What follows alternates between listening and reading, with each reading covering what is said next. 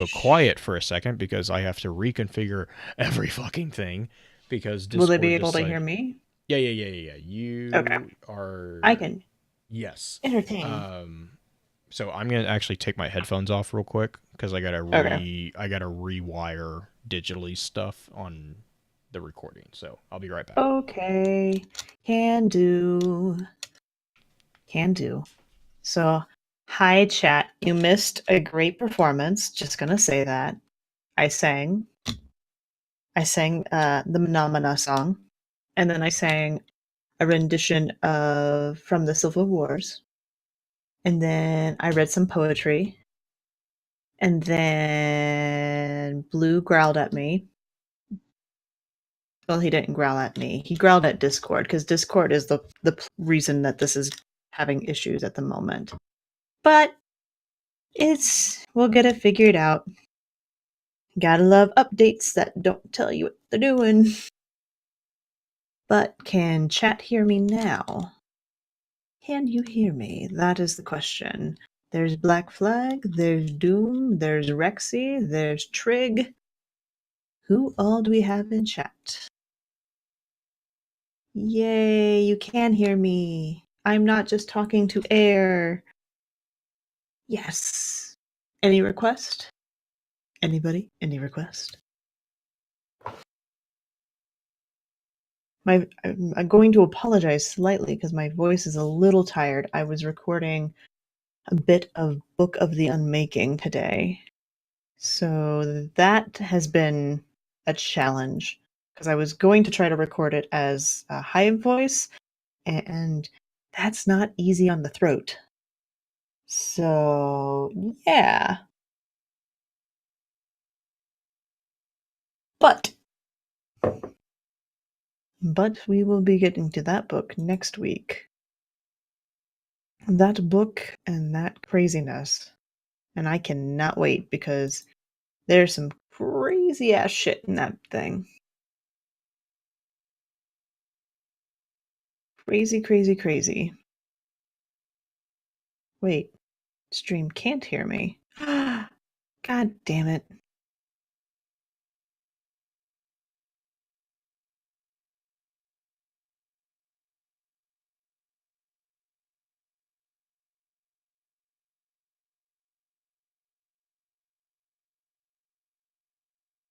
Okay. Yay, you can hear me. Imagine being Eris's voice actress. She is freaking badass. She's intense. Super, super intense. I don't know why I couldn't hear myself through the. Because I tried to click open the stream and it was giving me issues with any audio, but maybe I just have it turned down. But yeah. Eris Morn, she didn't do like crazy. She did the high voice. Yeah, she did the screams, but she didn't. There wasn't any text with it. Yeah, there's like laughter, not so much text, and having vocal fry going on while you're trying to read text is really awkward.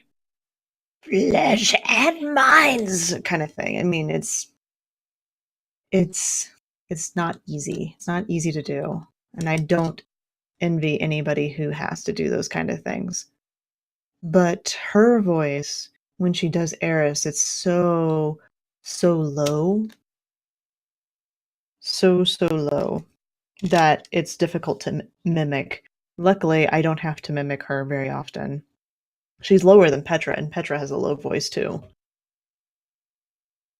But Petra is a lot easier because Petra has that almost almost British accent. She did, yeah. I mean, but those are sounds. That's not words. I don't know. It just seems a little bit more difficult to kind of keep that sound genuine while you're doing the words. Excuse me as I open a LaCroix. But that being said, that's going to be really cool.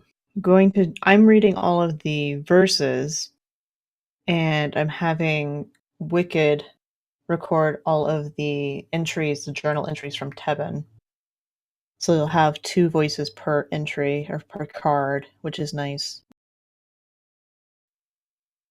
What I did try to do was not only do 1 voice for the verses, but I also tried to do, another layer per suggestion of Infested Potato.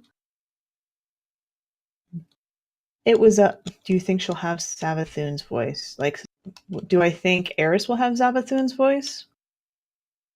I'm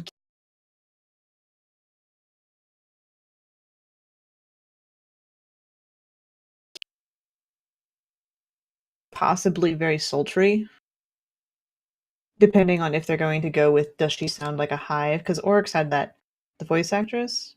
Oh, do you I think she will be the voice actress for it. Ooh, that would be cool.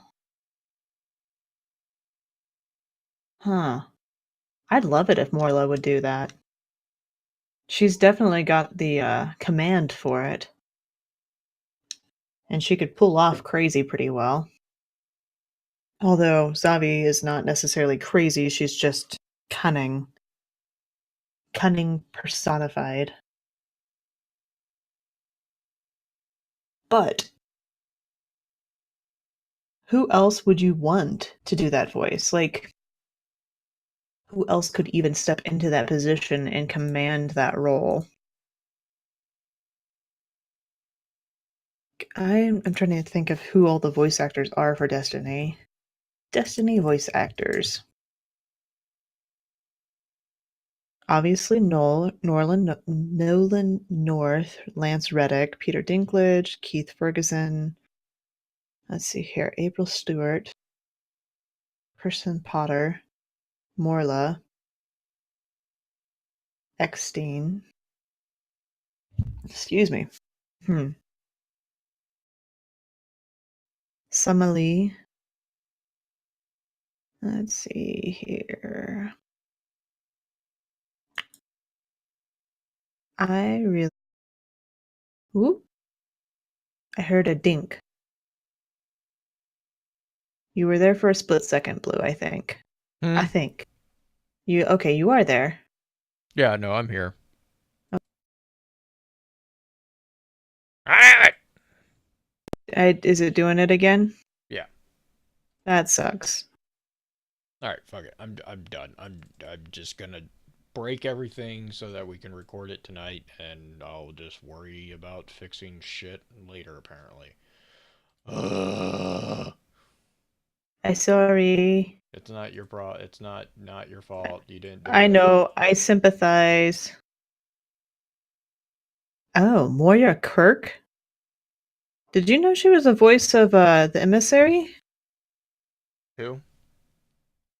Moira Kirk. I'm trying to think of what else she's done. She's That like sounds been in The familiar. Mummy. What else has she done? She's mm, mainly known for The Mummy.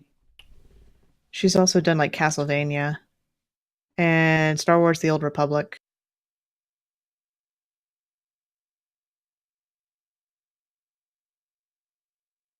Asher Mears' voice. Why did I just start thinking about Savathun and Asher? That would be terrible. Zebu Arath. Sissy Jones. Let's see what she's done. Sissy Jones, the voice of Sloane, has done Life is Strange, Walking Dead, Firewatch. What else has she done? Darksiders. She does looks like she just does video games. Spider-Man.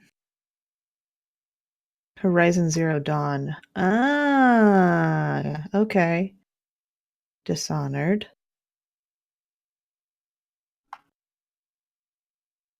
Let's see here. Bring, God damn it. bring. All right. Gotta make sure that's not gonna do that. Because everything. Fuck. Everything is awesome. Let's see here. Lenny James, the voice of Shax. He's Okay. been So that's easy. Let's see. He's been in a lot of things. A lot of TV. Blue's voice sounds soft. That's good because he's cursing a lot. Well, not a lot. Not any more than any other time that Windows breaks or Discord breaks. Let's see here.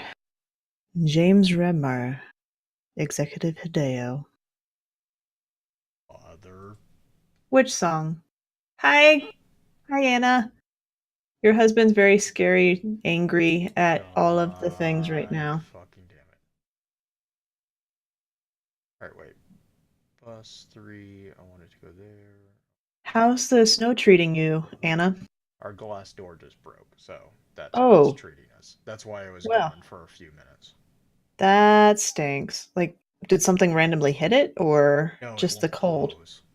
Oh, dang. I'm Yeah. sorry. Yeah, That yeah. sucks. And then I come back and voice meter's doing, or Discord's doing this shit. Like I'm Yeah. going to kill all the things digitally. Did you know that the voice of no, I can't think of his name. Winston from Overwatch is also the voice of the awoken male? Um, yes. And Matthew Mercer is the human male. Mhm. Gray Griffin. What does she do? She's the awoken female. Oh, She's okay. been Hang on. Wait, what in is a this? lot of things. Oh, breakthrough? Oh, fuck you all. He doesn't mean you guys. He loves you guys. Oh, yeah, sorry. He means the computer at the moment. Why won't you change? Oh my god. Alright, so if I do composite for.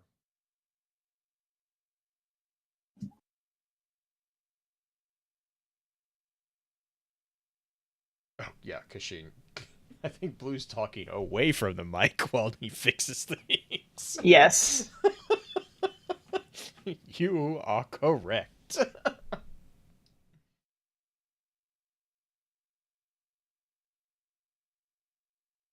The hell? Why are you not? Okay. Oh, okay. The tricker I tricker is being think annoying. one, two. Let's see here. In. No. Fuck. Ooh. She's rumored to be a voice actor for Oh, Mortal okay. In Kombat. for. She was the voice of Wonder Woman. In for. God, I forgot how to set this shit all up. Okay. Yeah. Okay. Record here. Green. Go ahead and talk real quick. I will talk. I will talk all the Perfect. time. Thank you. All right. Okay. Let's make. I'm just. I'm having to reconfigure voice meter now to match Discord because Discord fucking. Is being dumb. Basically, what Uh, was happening while Blue's continuing to set up is that the normal channel that Discord sent to Voice Meter, which is kind of the sound panel that we use to mix a lot of the audio together from multiple programs, decided that it didn't want to pick up any sound output from Discord. So that's why I couldn't be heard all through right, it. I got it fixed now. Or But well, he I have it jury rigged jury to be rigged. fixed, and I'm going to kick Discord in the fucking teeth when I get a second because that's really an. Either I got to figure out why that digital cable is not working I because don't know. I'm curious if it's Discord or if it's something with the digital cable that I need to It's update. possible. I haven't, I mean, I don't use Voice Meter Banana anymore, so I couldn't tell you. Well, I think what happened. If I had to guess, I'm assuming that the digital cable that I have running to to because it basically breaks something Hmm. in order to get it to do what I want it to do. And I'm assuming that either that got updated or Windows, in their infinite wisdom, probably were like, hey, you have an extra cable. Let's just remove that. And didn't tell anything. Dumb. Ah. Is it still doing things? No, Or are you just venting? now I'm just venting. Okay. Okay, all right. Now let's set up everything else. Yes. Discord is getting a Chuck Norris style roundhouse. That's pretty much on how I feel right now. Yes. Okay. Yeah. Make sure A1. Okay. I has You sunk my this. battleship. Ooh. I'm just trying to Pod? make sure that I don't end up sending you into an echo loop. That would be Okay, yeah. terrifying. Okay. Well, that's what was happening when you're like, "Oh, I hear myself." That was what was happening. Was it Ah. was echoing back at you.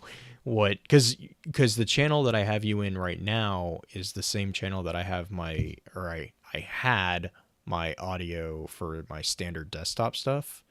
And so it was set up to broadcast to everything, which is why when you dropped into it, Uh-huh. it started backfeeding your input into the out. Yeah, it's like, oh my god. That's a mess. Okay, what was I doing? Notes. No beard? Yeah. Beard is taking the month off, Kashin, just so he can kind of like reset and reevaluate. He will be back on though for the Near Automata episode because fuck, Blue and I can't do that one on our own, and Beard's been talking about it for fucking That's what I forever. told him. I was like, you're not allowed to be gone for that one. Like, of all of the ones. Uh, Uh, what would Justin be, Trigger? Yeah, he did. Beard needed some self care. It's good. It's good that he's taking a break and getting some rest. yeah, I think he's Did taking you off see everything, to be honest. Hinky in the Brain? Really? I'm looking this shit up right now. I love Postmodern Jukebox. Postmodern Jukebox. You think I? You think Justin would be Joy? I could see that. I could see that. I could totally see that. Um, what is the name of the little monster in there that like and the invisible friend that is not In invisible? Inside Out. Mm-hmm. Um. Oh shit! It's Or fear because of the snakes and horses. That would be funny. Bing Bong, Bing Bong, Bing bong. There you Bing go. Bong, Bing Bong. I think Justin is Bing bong. I could see that Okay. because I am Bing Bong totally is pulling actually this kind up. of a bamf at the end. Uh-huh. Okay, all right.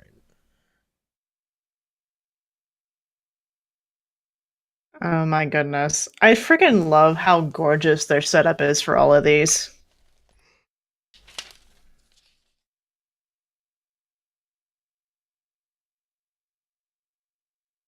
Bing Bong's death made you cry? Yeah, that was a sad, sad one. Yeah, but it was like the best thing ever as far as that movie goes. Like the way I love that movie actually. I think that movie should be required for everyone to watch Yeah, because I thought it was a great one. it does an amazing job as far as like uh I hesitate to say this, but dumbing down the idea of emotional health.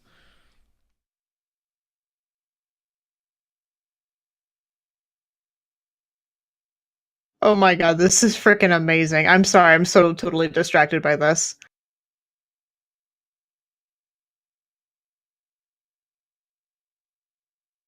That's great. Oh, that's great. Okay, I gotta stop that. I'm gonna listen to the rest of it later. Okay. All right. uh, Top 3. You ready? Sorry, chat. I am like that yeah. kind of like completely sidetracked me. All Um, right. yes. Okay. Cool. All right. All right. Recording has started. So, do you want me to play the audio clips? Well, actually, you know what? Let's not play the audio clips because I have no idea where they would play, Sounds and good. I don't want to jack that up. So, we'll just go with simple right now. Yep. Can do. Welcome to top blah blah blah blah blah I'll blah edit it. blah. Don't worry. I got you covered. Yeah, this is great. I like having not to have the pressure of doing it in one take. Okay. Welcome to FFC Top 3, a show where we, your FFC hosts, count things down from 3 to number 1. Thank you for joining us this week.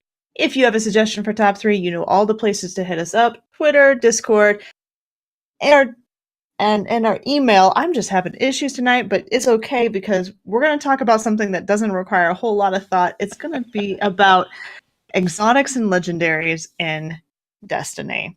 So, this one I did have a little bit of trouble coming up with. I don't know if you did, Blue, but Nope. I'm really bad about sticking to like one loadout, and even if the meta shifts, I tend to stay in that the old loadout until I'm like forced to try something different. Right. But I mean, how is that? That should have made it easy. It is, but I had like I went all the way back to D1 for one of these. Oh, like most of mine are from D1. Right. Like I And have I have a good number of like ties, to be honest. okay. Okay, yeah. I mean, there's a bunch of them that I would be like and also rans, So, but real quick though, are we wanting to restrict this to armor or are we any legendary? I It's went with exotic. weapon. I Okay, went you with went with weapons for weapons? mine. Oh. So you Okay. can Hang on. Hang on. I think no don't change it. I think stick with whatever you have because it's open. And we can do and Okay. alsos and having other things because I literally just said legendaries and exotics. That's I what I didn't was about to say say. it I had was to like be what it was. I couldn't remember if you had specified weapons or because weapons like there's I probably honestly would have had more difficulty if you had forced me to stay with weapons.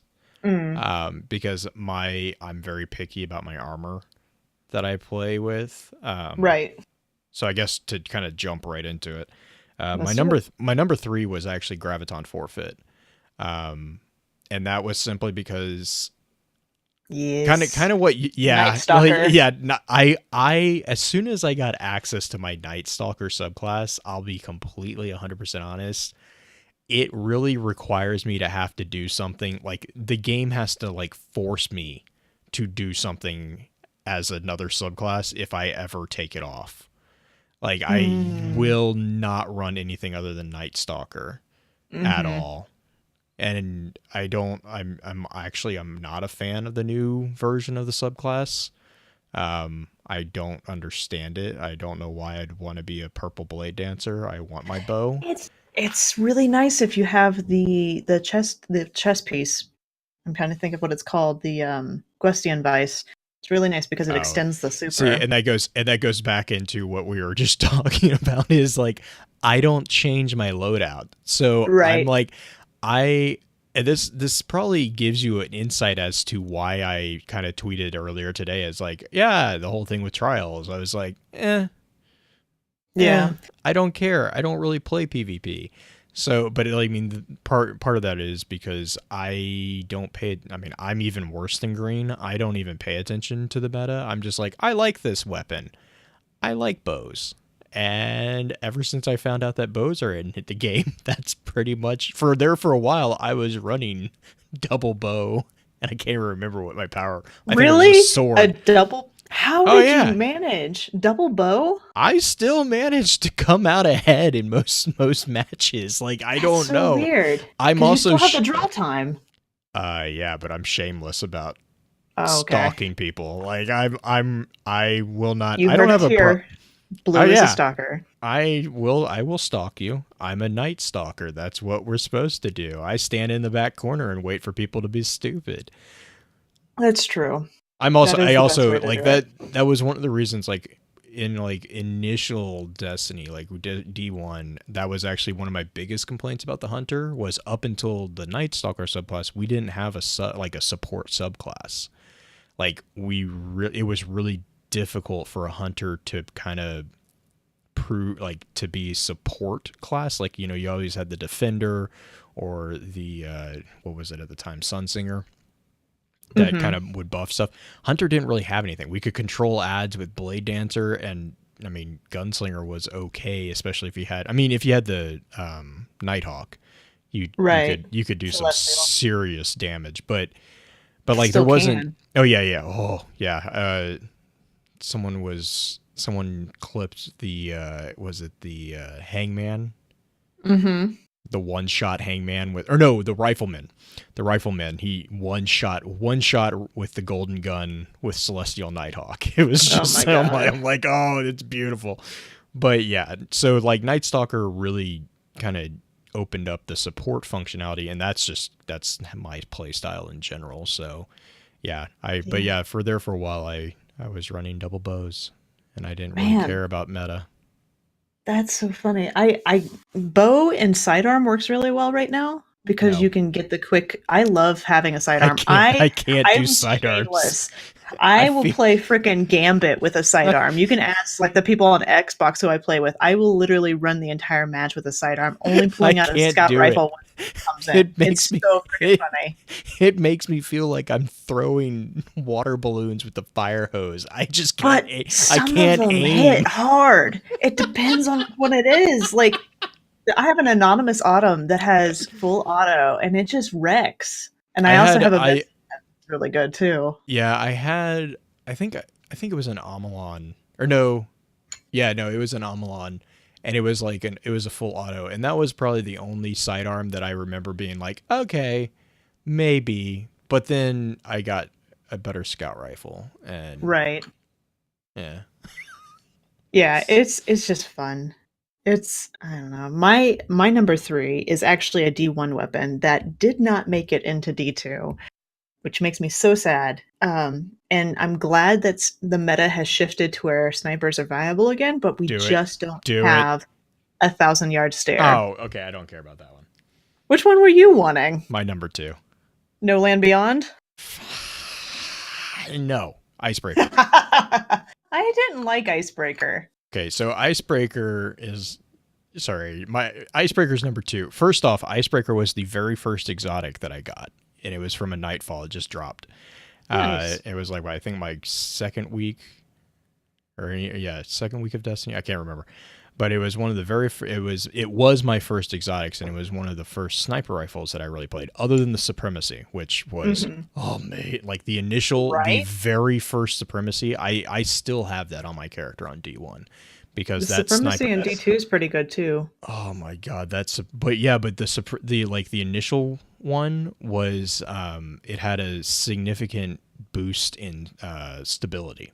Even over when they reintroduced it later, it was actually like, if you went back and compared the stats, it was a much more stable. Oh, it was amazing. So the Icebreaker did not have that option. No. The Icebreaker, you could just freaking stand in the back and wait for the bullet to recharge. I remember doing, what was it? It was Crota, where you would sit in the well underneath and just snipe over and over for 25 minutes. For those who don't know, it looks like a demented hedge trimmer, and I love that. I love that sniper rifle. It recharges, so it does. You don't have like ammo in the sense of you have to pick it up. It'll actually recharge itself and refill, but it takes forever. But the thing about the Icebreaker is it hits like a ton. Like, I mean, it just hits like a semi truck, but it also kicks like a donkey. Like you would shoot and just like your reticle would just go off. Like, I don't even know how to explain it. And I just remember running Vault of Glass and Templar's Well with that thing. You destroy things, but you had to time your shots really well. And yes, it also had Yeah, it also had a Firefly, like Yes. amazingly powerful Firefly. So if you actually hit a precision shot and killed something, it just like felt like half the level blew up. I had a 1,000-yard stare that had Firefly, Oh, and it was nice. fun to use. It was so much fun to use. Crucible was always deadly, especially when you got to Pantheon. Mm-hmm. Oh, I Mm-hmm. was a jerk. I was a jerk that would outsnipe others. And real quick, chat's bringing it up. The joke with the icebreaker was that in the lore, everyone was just waiting for the thing to blow up. Like it was, it was a weapon that everyone's like, no, you can't make more of these because it will explode and kill everyone. So Mhm. Black Flag in chat's just I wanted it to randomly explode. We had a sparrow that did that. Yes. Oh, that was one of the raid I sparrows. It thought was wasn't a the wasn't this vault of glass. was it the Vault of Glass one? Yeah, where Uh-huh. you beep beep beep beep beep beep beep. And you went into It what was was it? random Sparrow too. racing with it? It was No, random. no, no. It wasn't random. Oh, it wasn't. It If was. you held down the trigger too long, it Oh, speed up over and over. I thought the time lapse though. I thought was random. I didn't. I Oh didn't my think so. god. I thought that I don't know. People. We had one guy who did sparrow racing with it, and like without fail, halfway through the race, something would happen and it would explode. Oh my gosh, I love it. Freaking D1 weapons, D1 sparrows. Bring back sparrow racing. My number two is actually one that I have on my. Actually, I have the exact same role on PlayStation and Xbox now because I got it on Xbox earlier this week on accident during some Gambit runs, and that is Trust. I love my little Trust hand cannon. And I don't care if you have Luna's Howl. I don't care if you have Not Forgotten. I can handle you with my Trust. If I get the drop on you at least. But that one is my number two. Not nearly as throwbacky as some of these other ones that we're going to be talking about, but what is your number one, Blue? Without doubt, it's Orpheus Riggs. Oh yeah, Yeah, the Night Stalker's tool of choice. I have only recently stopped wearing them, and that was just because of I had to be running around in PvP a lot recently with the Last Word and the Val quests for Mm-hmm. the two. Because good job, Bungie, you actually got me to play the games because I The wanted the sweater. shirt, and I needed that sweater, so I got them. So it's back to Battlefront 2. But yeah, I dropped in game and I messaged Green actually about this. I was like, so I just got this random exotic called, I don't even remember what they're Oathbreakers. Is that what their Oath ones? Keepers. Oath Oathkeepers. Keep. Mm-hmm. All I know is it means infinite arrows. Like it just means infinite load time of bow. So I can literally just run around the map and you don't lose speed, which is really nice. Because I have the bow that I'm using right now has it's a lightweight, so like it doesn't impact your speed when you're running. Mm-hmm. Um, you know what, Black Flag, I would take that as a huge compliment. Um, he Calling said Blue a Quantus Ray. Quantus Re, who Mm-hmm. is the Night Stalker on the Orpheus rigs in the lore tab. But yeah, no, so yeah, Orpheus rigs. In the reason why is because if you figure out where to time your shots and place your shots as a Night Stalker, you get immediately all your super back. And Mm-hmm. in PvE, that's just like it's just a very nice function to have, especially in a lot of public events and stuff like that. I mean, you can chain supers back and back You and back still and back. can. I mean, whenever we go into Gambit, when I'm on PlayStation with the clan, Issachar will always run Orpheus Oh because yeah, it's yeah, just yeah, so yeah. handy. It's super useful, and you I want to say you actually generate more orbs, I think too. But like, it's just I just love those. They look great. I love the aesthetics of them. Mm-hmm. And the lore on them is the lore tab on them is really a great read. I actually did. That's one of the snapshots that I actually managed to get done. Was Orpheus Rig. So I had Nice. Nameless Midnight and Orpheus Rig were the two snapshots that I had managed. But yeah, it's just there's a lot of really cool little tidbits about it, and it's just really fun and useful to have. Oh yeah. Oh yeah. Okay, so my number one, I didn't pick any armor for mine. My also rans will have armor, but my number one is my go-to in D1, and it's kind of become my go-to now in D2 since the meta shift. And it's my baby tink tink tiny tiny scout rifle Mida, because I love my baby little dink dink dink dink with my radar still staying up. I love my Mida multi-tool. It's been my baby for so stinking long. And ironically, I played without it for 7 months. I had forgotten how to get the stupid exotic. So I was just playing the game Mm-hmm. and not thinking that I had to do the Oh yeah, quest you're in Devran, the on world quest. Xbox. Yeah. Well, not on Xbox. I had it on Xbox. Oh right. It was on When you switched, PlayStation. sorry, yeah, I flipped those. Yeah, because I remember I think I was talking to you when you were like, "Wait a second." Yeah. I had totally forgotten that you could like get Mida pretty easily with PlayStation or any of ND2 by just playing the mission, the world mission in the EDZ, and I'm like, oh my god, I feel like such an idiot. I could have had this whole time, but I have it now, and it's been helping me quite a bit in Crimson Doubles. I let Lux run at people, and then I shoot them from behind because I'm a jerk. Because I'm a jerk. I'm fully aware of I'm a jerk. Yeah, it was on stream. I was totally on stream when I realized that I was missing Mida and how I was missing Mida. It was one of those moments where you just go, what? But the good news is that brings us to the end of our top three, our normal ones. Do you have some also rans you were talking about? Mida from Mida D1. was yours. From Mm-hmm. D1. I'm not a. It's the same. Yeah, I don't. It doesn't. I don't know how it works, but it doesn't feel the same on D2. I don't know. It should now.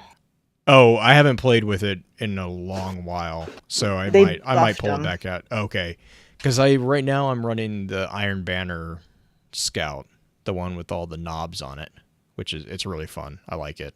And then because I think I have full auto on it, plus it's like stability is out the roof. Mm-hmm. Um, Well, so it's like that was the one where you could. It was the what? sniper counter Mm-hmm. in D1 because somebody would sit in the What, back Mida? of that. Oh yeah, I thought so. Yeah. Mida. Yeah, I'm thinking, you would knock them out of their scope. Like you'd hit them. It hit them so hard it would flinch. Like the what was flinch the was name? just ridiculous on it. There was the one map where you did the golden gun mission where Anna Bray's golden gun. Oh yeah, Twilight thing. Gap. Yeah, Twilight Gap. So Yeah, that that was. map, you know how Oh the my. sniper would always sit on the Mm-hmm. opposite end, and I would just be that jerk with the Mida, just pinging them out of their scope. I was the one that would sit on the opposite end with the Mida waiting for the sniper. Uh-huh. Like, I know They someone's always showed going up to. all the time, every time. Oh yeah. God, what a mess. One of mine is kind of a new development as far as exotic armor goes, and that is and I can never remember the name of it, is the Arc Strider vest, where it extends your Arc Strider Oh, the super. Raiden? Radiant Flux, there we go. Yeah. That one, that is my go-to gambit setup as far as armor. I always put that on because I run Arc Strider because you can take out so many stinking enemies and you can wreck the primeval once it hits a certain level. Now granted, they've nerfed it since the beginning of Gambit because you used to be able to take out a primeval by yourself when you had primeval times 4. Can't do it as much anymore, but it's still so good. Yeah, I will have to So say that good. every now and then I'll pull out the new Thunderlord.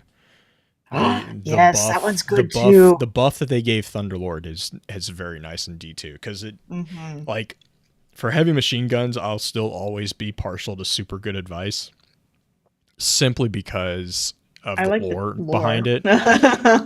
I still think that they missed out on a huge opportunity with giving it personality.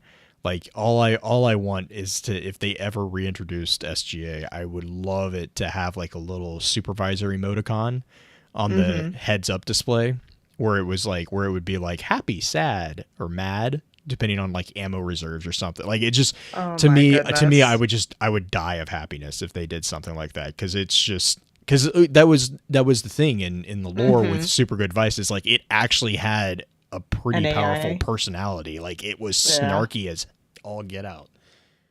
Oh man. All those. And you know what's funny? And I know you haven't played as much D2, but neither of us put the totally broken exotics on our list. There was no Gwestian Vice or, and I can't think of the name of it. It's the gauntlets that the hunters have that allow them the blade barrage to energy recharge because it works almost like Orpheus Riggs. Mm. Yeah, see, I don't have Blade Barrage, so One-eyed mask is stupid for Titans. Um, Here's something for chat and for anybody listening at home. Send us, and this is just me being curious and kind of nosy.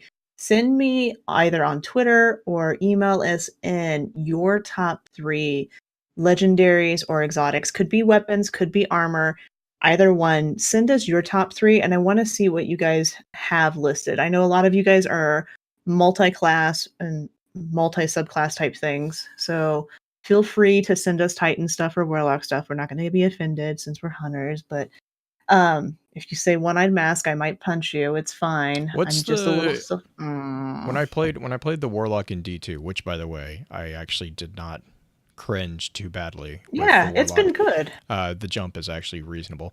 But when I was playing my Warlock, she has the helmet that it's the I don't know. It looks like a galaxy helmet. I don't know. I like that one. But I know which one you're talking about, but I'm not a warlock, so I don't yeah, have I'm them like committed to it's memories. pretty. That's this is the hunter in me is like it's pretty. I like it. I'd have to look it up. Shards of Galanor is I think the Thank ones you were you. talking about. Yeah. Thank you, Dragonfly. Uh, Eye of something. Chad's going to have it for us, but Evil. Graviton Forfeit is the hunter Yeah. one. That's yeah, that's we're thinking of the warlock one. There's a warlock Extra one space too. biscuits. Or no, that Oh was my sealed. god, That was wombo sealed combos. Ahamkaras. Yeah, that was sealed. That was Justin's sealed Ahamkara grass. That was sealed Ahamkara grass were for golden gun though, because you got the extra trip mine, weren't they? No, that was the. That was That just was the. an That was the young. Blah, blah, blah, young blah, blah. That was the Ahamkara young gas. Ahamkara. Sealed Eye of another Ahamkara. world. I have There another we world. go. Yeah, the sealed was the silver dipped ones that were supposed to Ah, quiet the whispers. You got an extra space biscuit. oh, wombo combos. I miss those. I miss those. Actually, were really effective, by the way, in Oh Crimson god, they Days. were. Justin Oh would my get. god. Justin got multi kills like nobody's business with that combo. Well, you can do it right now because in Crimson Days, the smoke grenade counts as a blip on your radar. So whenever Lux and I were running Crimson Days together and we were racing some of the other clan members to get all the triumphs done, we had such a freaking hard time whenever we came up against Night Stalkers because they would throw their grenades and their grenade would be a blip on our radar. So we had no idea where they ran to. So they could hide Really? easier. Yeah, it was That's such a cool interesting. strategy. That's I'm gonna have to like the just the smoke grenade, right? I think both grenades for them counted as Hmm. that, but it was super interesting. That's an But interesting strat too, just to like keep in the yeah, back of your mind. it was hard to counter because we didn't know where they went half the time because you rely on your radar so much. Right, right.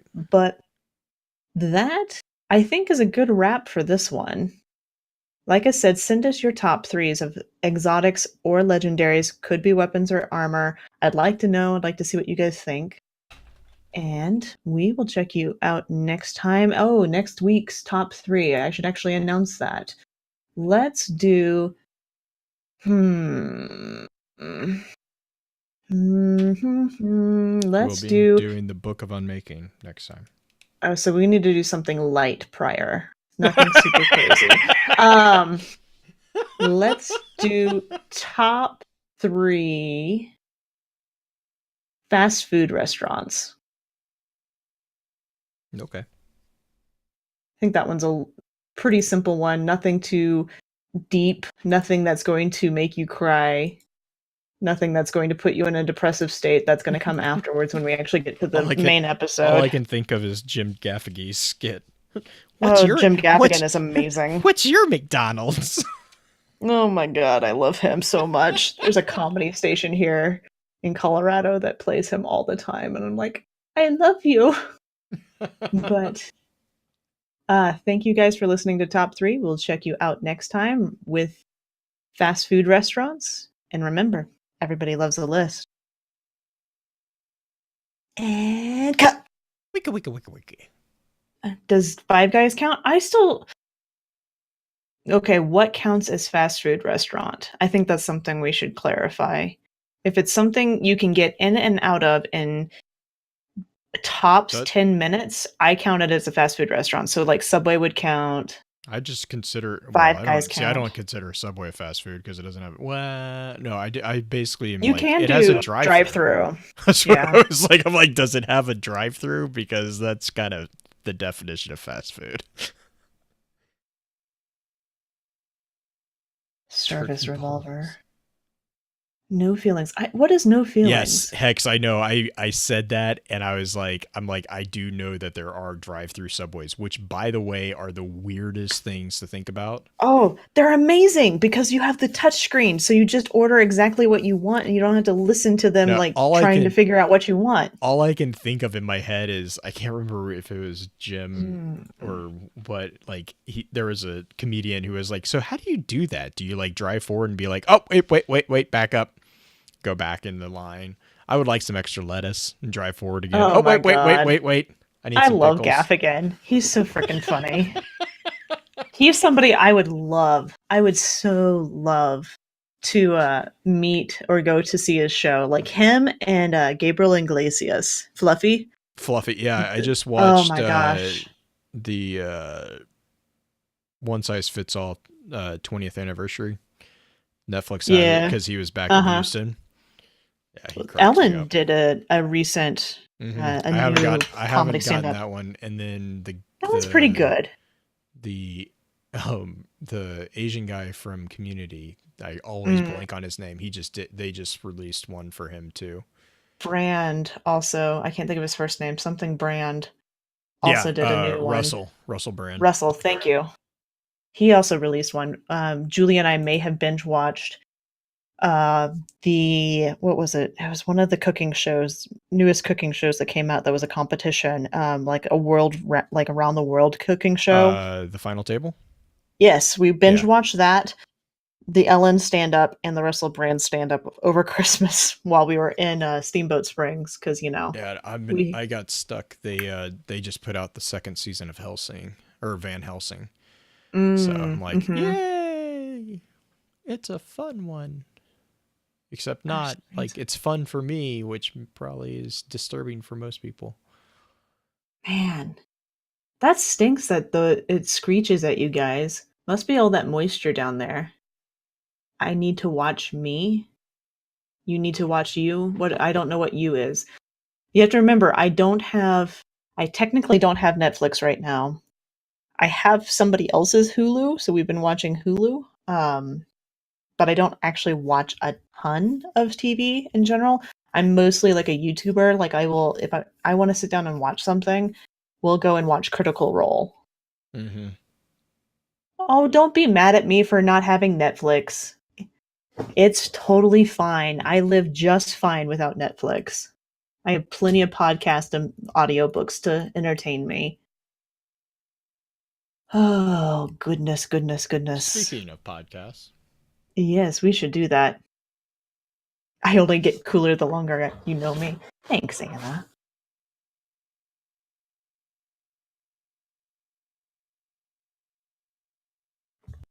All right.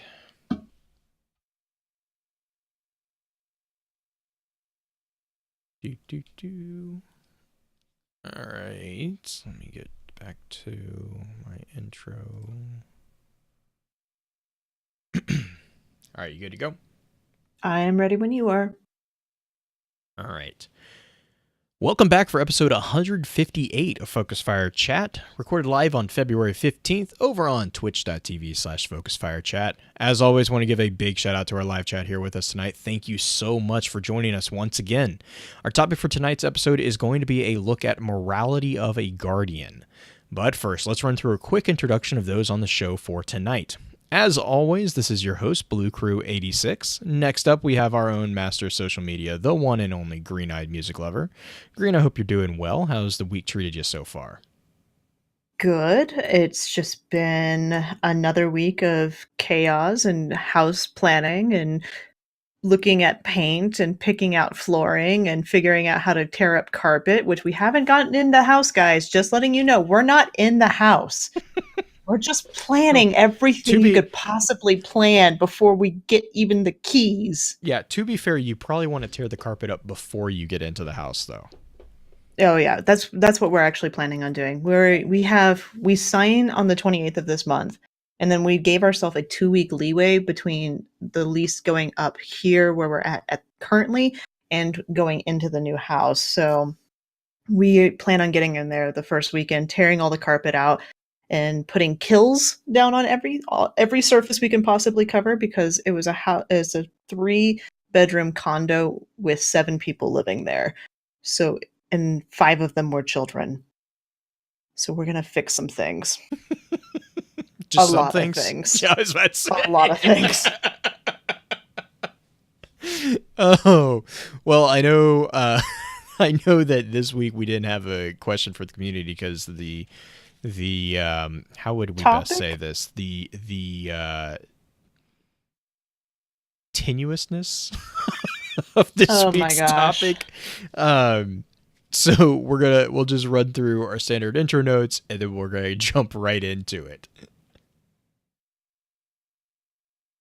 So this week for Lost Lore, I actually wanted to talk about, I was originally planning on talking about the difference between morality and ethics, which I think actually Pins did a really good job on the Halo episode, if you guys haven't had a chance to listen to that one.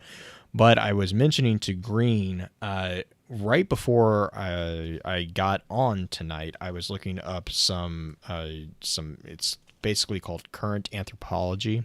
It's a publication, and the University of Oxford actually just published a paper talking about morality of cooperation, and it was a really interesting study that they've been doing for, oh man, they've been working on this thing for several years. And basically what they did was they looked at about 60 different cultures around the world and throughout various points in time.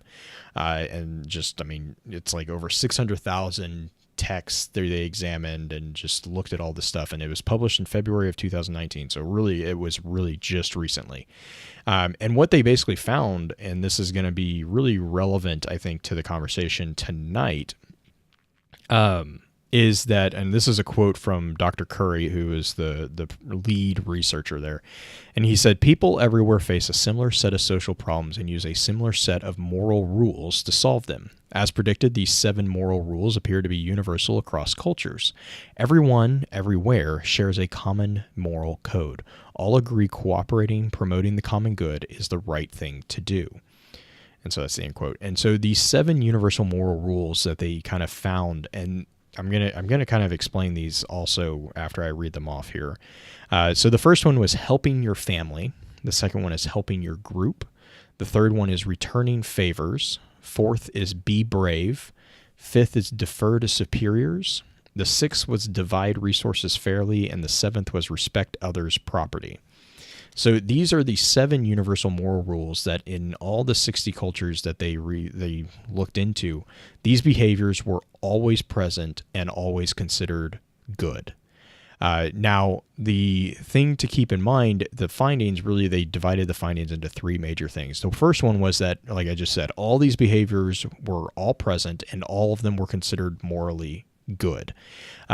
The second thing was that while most of these rules were present in most of the society, or most of these rules were present in the societies, none of the societies held any counterexamples. And what that means is that none of the societies viewed any of these rules as morally bad. So there was nothing where those 7 were considered to be not a good thing to achieve. And the morals were observed equally across all cultures. However, there is a differentiation that while all values were present, the priority was different in the different cultures. So one culture might have, one culture might be a more warlike culture, and they would be more obviously more likely to focus on being brave and deferring to superiors and dividing the resources earned through battle fairly. Whereas a culture that is hunter gatherer or a wandering hunter culture would be more of aligned with helping family or helping group and respecting others' property. Then you have the difference between individualistic and communal societies. They're obviously going to have different views, but the thing is that even though these different moral rules have different priorities within these cultures, all 7 were always there. And so the morality it's called the morality as cooperation theory. There's 4 primary things in here. It's kin selection, mutualism, social exchange, and conflict resolution. Those are the 4 things that kind of break up this type of concept of what is morally correct and what is morally wrong. And the kin selection is really the part that explains where we get the sense of helping your family. It explains the sense of having a special duty to care for over our family, and why we actually, to kind of be blunt, why a lot of cultures abhor the concept of incest. This is where that sense of that as being wrong comes from. The second one is mutualism. And that is going to be talking about helping your group. And it explains why we form groups and coalitions because of the strength in numbers concept. Why most people will value unity, solidarity, and even loyalty. That's what mutualism is really all about. And then social exchange is dealing with returning of favors. So this explains why we trust others, why we reciprocate favors, why you feel guilt and gratitude guilt or gratitude in a social situation, why you have a social urging to make amends and forgive even different transgressions against you. And then finally, the conflict resolution. And honestly, when it comes to morality as a social construct and morality as cooperation, you're going to see a lot of focus on conflict resolution. Conflict resolution in this particular model explains pretty much everything else. So be brave, deferring to superiors and resources, as well as respecting others' property. And so conflict resolution within the morality as cooperation theory explains why we engage in displays of prowess, which is how you can explain bravery and generosity in a culture, why you defer to superiors, why we divide resources fairly, and even how, or explains how and why we put so much emphasis on recognizing prior ownership of an item.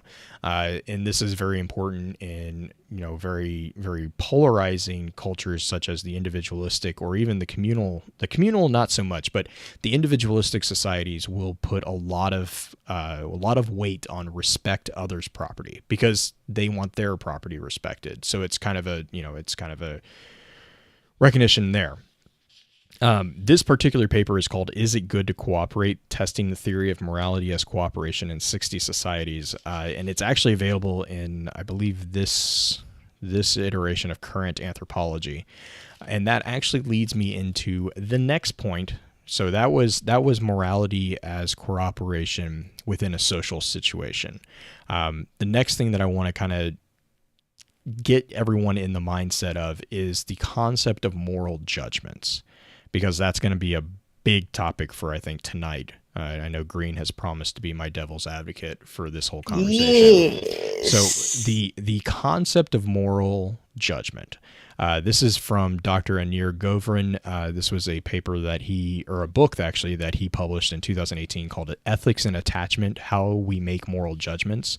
And I'm just going to actually read this, a couple series of quotes here that really kind of summarize what his his explanation is, and I'll talk about my thoughts on it after I get done. So he says, at their core, moral judgments require us to judge between two parties.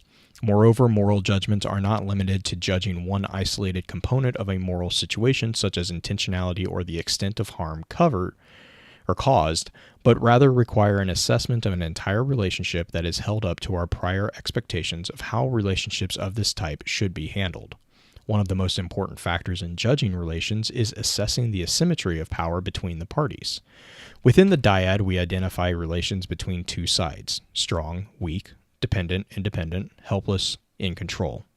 We have a range of expectations as to how the strong party in a dyad should and should not behave towards the weak side. We perceive moral failure when, as observers, we believe that the conduct of the strong towards the weak has violated our expectations. This social cognition is universal. We always expect the strong to protect the weak, or at least cause him no harm. This expectation stands behind every person's moral judgment in every culture. However, even though the cognitive calculation is universal, our relations towards each of the sides and sympathy and hostility we feel towards them constitute an unstable and variable set of factors that differ from person to person and from culture to culture. Thus, suffering per se is not enough to elicit empathy without some attachment to the victim. End quote. So, and he goes on actually to explain that the predominant difference that you see with expectations of the strong towards the weak is very, very strongly influenced by the individual's first year of life, because of the idea that at that point in time, we are the weak party and everything else is the strong party. And so how the strong enacts or acts upon us kind of flavors how we expect things to be in our future. Now, I don't necessarily agree 100% with what he's saying. I get where he's coming from. I like the idea that real quick, dyad is a system of two. So you have opposed like light and dark, white and black. You know, that's what a dyad is. There's a huge etymology. Yeah, there's a huge etymology there, but ultimately it's dyad. So you have strong, weak. That's where that concept comes from. I think that's a very gross oversimplification of morality. But at the same time, and I was actually talking to my wife a little bit before this. At the same time, that is also a very strong theme in what's called contemporary deontology, which we'll get into here when I get into the introduction a little bit, because the other thing that we need to keep in mind is that morality is one of these things that has been around for a long time. It's definitely been around ever since really anybody got beyond the let's just, eat and get safe mentality. Well, I mean, it's any sort of pack, any sort of group mentality, because morality helps guide a group into a social order. Right. Well, and actually that's kind of a good segue, if you will, into what is morality, right? What specific, when we say morality specifically, what we have to keep in mind is morality is often defined as a particular system of values and principles of conduct. So kind of what Green's saying right there is, and it's a particular system or principle, especially that is held by a specific person or even a society. So this can be simplified into the statement of morality being the extent to which an action is right or wrong. However, so can I have you right next to that contrast it with what ethics is versus morality? So this is where I kind of hesitate, because ethics is, it's like, what's the difference between a square and a rectangle? Ethics is really the branch of, hang on, let me grab my note real quick. Yeah, because there's always that the confusion between ethics and morality taking place, even though they are super similar in a lot of ways. Yeah, so a lot of people will say that ethics is so morality is influenced by society, culture, and or religion, whereas ethics are influenced by professional fields and organizations.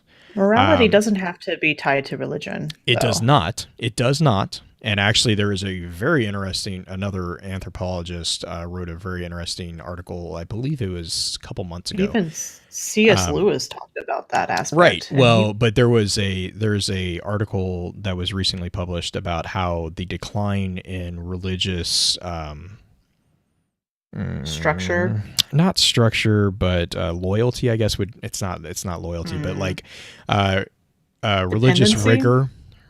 rigor, even though that's declining in the current day, for all intents and purposes, the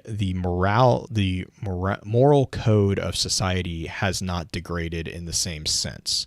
And the reason being is that exactly what you're saying there, Green, is like, so there is, this is kind of getting ahead of us a little bit, but there is a particular deontological ethics theory called divine command theory that does have very specific tie-ins to religion that is there, but it's that's to be blunt, it's only one theory. And actually a lot of the theories that I really I ascribe to are more, I don't want to call them secular, but they're not religious at all. They Social based. Yeah, social contract, I guess, maybe. Mm-hmm. Though I feel dirty saying that because Yeah. there's connotations with that, with Lockean concepts, but it's let me explain ethics real quick, and then Yeah. I'm going to come back to that because it is a very good point that you have. My point there was that morality is much more about what it's about society. And so religion is often ascribed to a more social nature or cultural nature. And I know that's a very gross oversimplification of all three of those items, but Right. that's where morality comes from. Whereas ethics are, you're going to be more determined by ethics. Ethics are more focused on structured professional expectations, organizations within those societies. The thing about ethics is that they deal with morality. So the primary way to differentiate is basically, is the matter related to a professional work? So ethic is, morality is not. And is the matter a uniform application? So something like ethics would be uniform. It doesn't matter what happens, where it's happening, it's going to be applied the same, whereas morals will basically vary according to different cultures and religions, right? Mm-hmm. So, and you see this a lot within the difference between the East and the West civilizations. There's a lot, which is going back to that piece about the morality as cooperation. That was one of the big interesting things, was that those 7 truths were found in every culture. Regardless, it wasn't just the Western culture, it wasn't just Eastern culture, it was every culture had those 7 truths, which was a really, that has major ramifications for the schools of philosophy called ethics, which brings me to the actual definition of ethics. Ethics is basically the branch of philosophy that studies and addresses questions of morality. That's what it is. Mm-hmm. So ethics, morality, it's like saying morality is like a 50,000 foot view. Ethics is like a 45,000 foot view. It's about as high, but it's slightly more focused because ethics is focusing on what is morality, whereas morality is kind of focused on what is right and wrong, and so from a philosophical point of view, ethics is looking at it, well, the way we determine what is right and wrong, we have to kind of understand why it's right and wrong. That gets into a whole slew of different theories, which is kind of where, going back to Green, your question about, or your statement about religion is 100% on the mark. One of those theories I mentioned is the divine command theory. Now, the divine command theory is it falls within what's called normative. So there's, oh man, this might get a little messy. There's a branch within ethics. So ethics is a school of philosophy. There's a branch within that is called normative ethics. This branch is basically a branch of the philosophical ethics that examines the set of questions which arise when considering how one ought to act morally. And this particular branch is more of a prescriptive system. It's not a descriptive system, because where other branches will focus on the empirical investigations of people's moral beliefs, this one is actually looking at the standards for the rightness and wrongness of an action. And one of those theories, it's what's called deontology. Mm-hmm. Deontology is a particular theory, or a group of theories, really. Deontological ethics, which is also deontology, is really focused on the morality of an action, and whether that morality of an action should be based on whether the action itself is right or wrong under a series of rules, or if how you consider it. Should it be the action itself, or should it be the consequence of those actions? And under this particular theory, you have ideas such as Kantianism, which is Immanuel Kant, natural rights, which a lot of people will be kind of familiar with. Yep, yes. John Locke and Robert Nozick. Contractualism, which is an individual named John Rawls, apologize. And then divine command theory. Divine command theory, which will actually tie into Destiny a little bit. Divine command theory is the idea that an action is right if God, air quotes on that, God has decreed it as such. So basically, this is a theory that argues that morality is determined by the handing down of a sacred command. Right. Sacred orders, basically. There are, as you can imagine, plenty of arguments back and forth, especially focused around divine command theory, and not just against like Christianity or Judaism or any of the major religions. I mean, every religion will have apologist and non-apologist points of view on this. And the thing there is, again, arguably anything can be justified if that's your only justification. And that's the problem that a lot of people have with the divine command theory. Kantianism, which is it's a much more interesting one. I'm going to focus on that one because I don't want to get in trouble with divine command theory. Kantianism is the theory that I know where you're going. Is the theory that it's the motivation of the actor rather than the consequence of the action that makes the work right or wrong. So this is an idea that the predominant debate here is, say you do something, say you lie. Is lying wrong? In a vacuum. Do you want me to give the answer that you're looking for? Or? Well, and that's kind of the thing, right? Is like, it depends. And a lot of people would argue it depends on the situation. That is the white lie. Right. That is not Kantianism.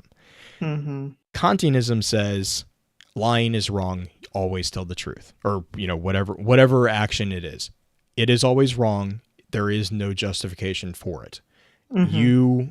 You are intending to do a harm against another, whether that be a harm that is fatal or insubsequential. It doesn't matter. You are doing harm against another person. Mm-hmm. That is in and of itself a moral wrong.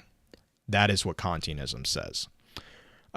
You have ideas. Let me see real quick. I want to say it's not contractualism.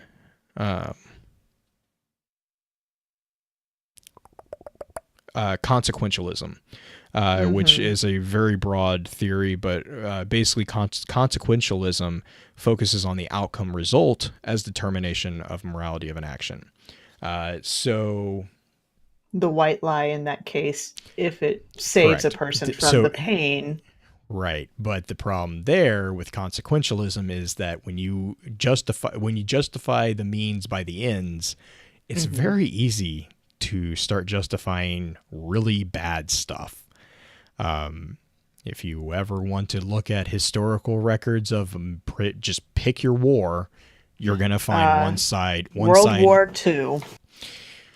Yeah, yeah, that's a pretty bad one. And that was bad on a lot of different sides, right? I mean, Right. no one has the clean hands in this situation. But consequentialism will be the people who are like the ends justify the means. Depending on the type of leader that you have, kind of pulling back into, let's look at Destiny real quick. Depending on, if I don't really think any of our particular powerful leaders in Destiny are consequentialists. Consequentialists, gosh, I cannot say that word. I think the Speaker was kind of like divine right aspect. Yeah, Speaker was more divine command, and even he was actually more of a Kantianism, because he was very, very allocentric in the sense that he was all about protecting the other. So you have a concept, you have a dyad of egocentrism versus allocentrism. This concept is basically the idea of selfishness versus selflessness, which is a very, very oversimplification of that. But egocentrical is someone who is focused on themselves predominantly, not necessarily unhealthily or not necessarily bad, but they focus on themselves first. Allocentric is a person who focuses on the other, which is a term that you hear a lot in philosophy, especially modern philosophy, when you discuss things that are not internal. So the external person. There's a lot of talk about how if you focus on the other, that is a more allocentric. That's not, and that in the same vein, that's not always a good thing. That can be a bad thing. If you focus on the other too much, you can start losing it. It can become unhealthy in the same way that if you focus on yourself too much, that becomes unhealthy, right? There's a danger of narcissism if you focus on yourself too much. There's a danger of self neglect if you focus on the other too much. So there's self-deprecation, self-sabotage. Correct. Though I mean, I don't know if well, yeah, I guess you could do that. But like there's a fine line, right, between those two. So those are really there's virtue ethics, which is your Aristotelian and Thomas Aquinas. So virtue ethics are going to be more like focus on the inherent character rather than actions. So like your idea of it kind of enters into a little bit of a loophole, because it's like the argument of like, are you a good person or are you a bad person? Well, when you're dealing with morality, the entire point is the action a good thing or a bad thing? So it's subjective if you're a good person or a bad. Like it's that particular one is a very early school. There's still some thoughts around virtue ethics, but the overarching idea of virtue ethics is going to be focusing on the character rather than the action. Then we have the deontology, which is focusing on the decisions. Basically, deontology focuses on decisions being made in consideration of duty and obligation. So that's where you get like natural rights, which is the social contract idea, divine command theory. So you have the obligation to follow that. Contractualism, which is exactly what it sounds like, contracts. Kantianism, which is, we've talked about that quite a bit. Consequentialism is focusing on the outcome. So again, the ends justify the means. So you have like welfareism, intellectualism, situation ethics, egoism, all this different stuff. We also have ethics of care. Ethics of care is kind of it's also known as relational ethics. It's kind of a newer branch or newer theory. It focuses on the experience of empathy and compassion, and it's most notably, it was pretty much created by a feminist theorist by the name of Carol Gilligan. It follows a lot. It falls much heavier into psychology, the philosophy of psychology and stuff of that nature, because it's much more focused on obviously the relational, the mental well-being, and all that. There's ethics of care is a really interesting particular theory as well. And then there's pragmatic ethics, which is just really fun to research, because basically pragmatic ethics is the idea that morality is something that evolves in tandem with scientific knowledge. So you have William James, John Dewey are two of the predominant theory or thinkers in Dewey. this. Yeah, Dewey. Yeah, William James is much more interesting in my mind. Dewey, I don't know. Dewey's like your entry level. Like, I remember him from philosophy class back in the day. Yeah. Dewey has. Dewey has. I don't know. Like I said, I like James, but James is also more affiliated with psychology, so that's where my interest kind of have always lied. Dewey, I want to say Dewey is education. Mm-hmm. He is. Is the because he was the philosophy the philosophy of early education, right? Yes. Okay. Because he was the one who, you continue talking on the other ones, and I will bring up his theory, because this is something I actually had to go through with early education stuff. So, impact theory. All the impact theory. Yeah, and then finally the newer one, and I don't honestly know a lot about this one, is role ethics. This theory is a theory that focuses on morality as based on the concept of family roles. I don't know a lot about that one, so I kind of was like, I saw it mentioned, and I was like, I'll put it in there, but I honestly don't know much about that particular one. A lot of the contemporary deontology and contemporary normative kind of approaches they get kind of interesting. I'll say that much. Let's see. But should we yes, get into the comparisons in Destiny and kind of yes. Now that everyone appreciates my madness. Yes. Let's start talking about how this all this nonsense applies to Guardians. Are we going to go the easy spectrum of it, good, bad, and neutral, or are we going to go? I think that's a good way to start. I don't think it's going to end that way. Oh no, I'm planning on bringing up a few of my own that are not listed here. Right. I mean, like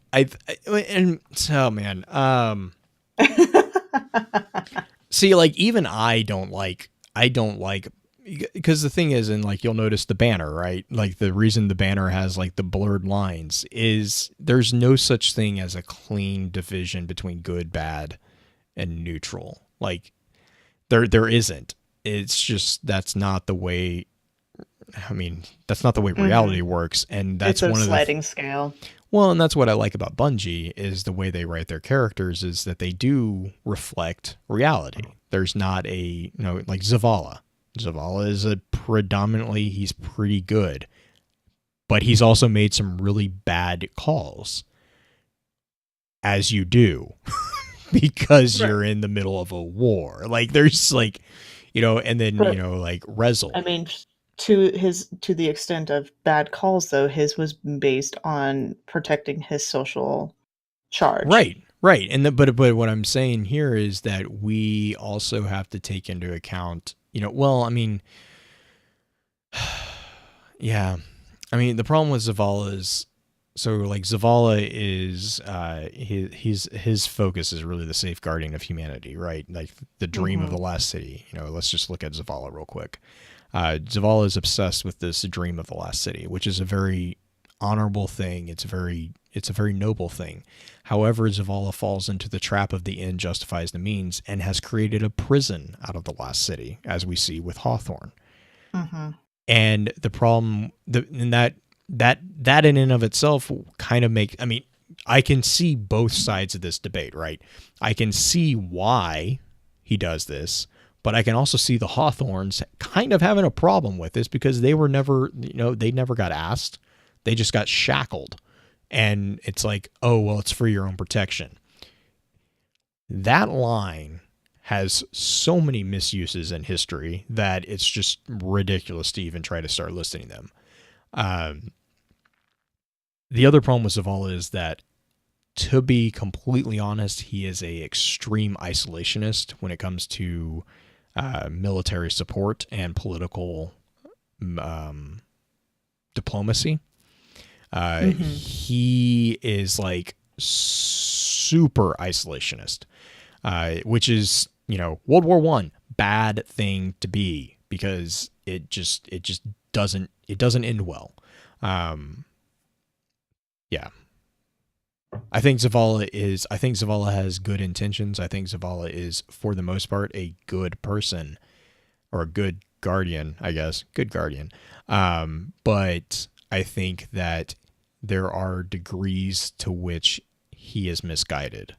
And I think that but I also see that as the reason why we have concepts such as the consensus in effect, right?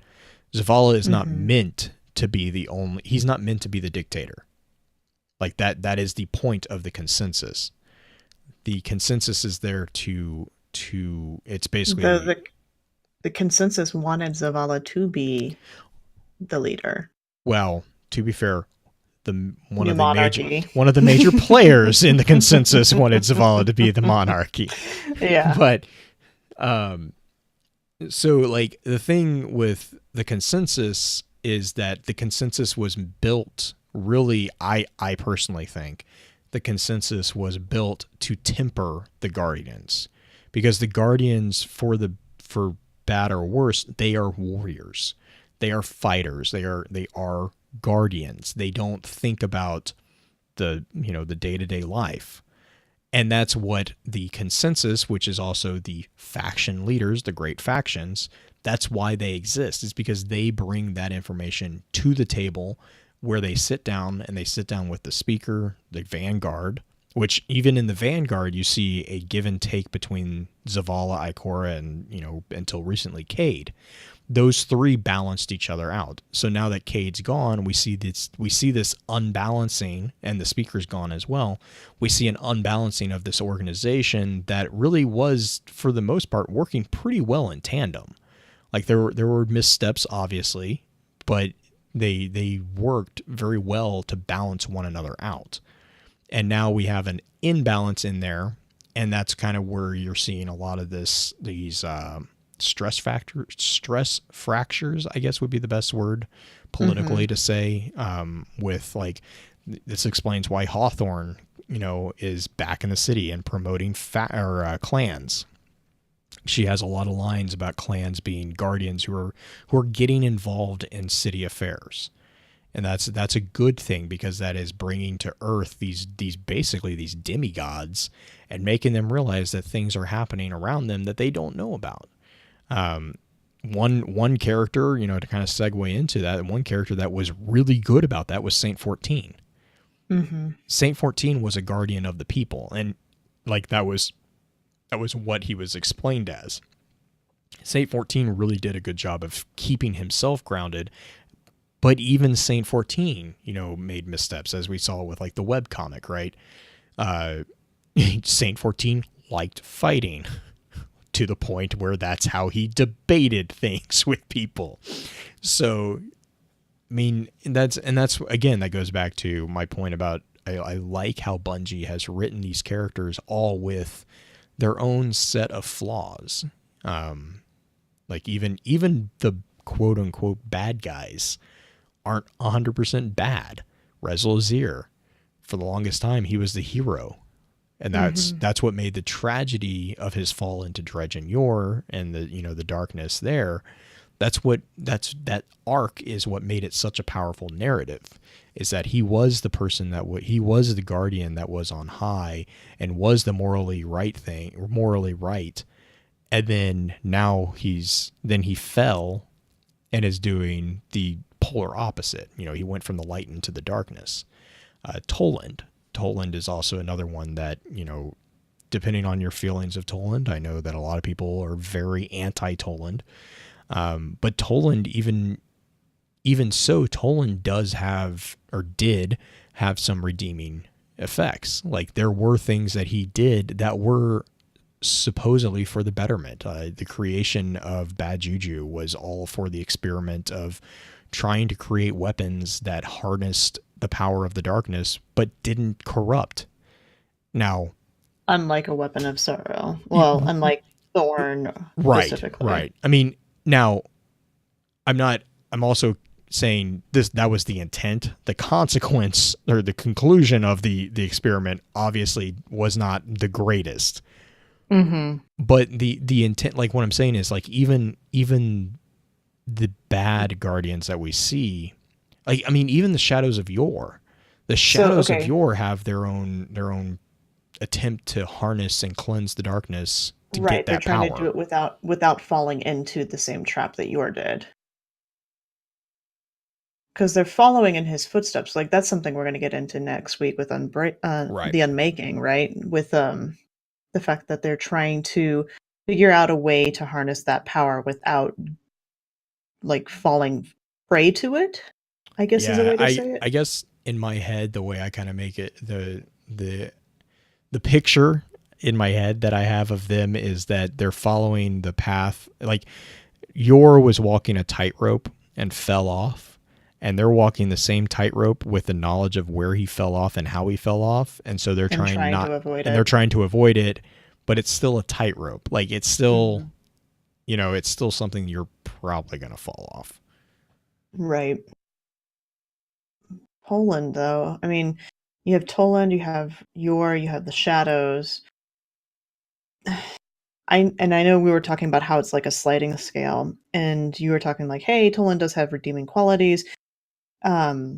Which one of the ones would you have said he fell into? Because he was doing the experiment with the good intent behind it to end the way it did, but would you call that a bad moral choice because he went in there tampering with things that could be bad? Like, I'm trying to figure out, like, how to categorize him. But Toland, yeah, I mean, Toland's one of the ones that you see a weird confluence, right, with Toland. Like,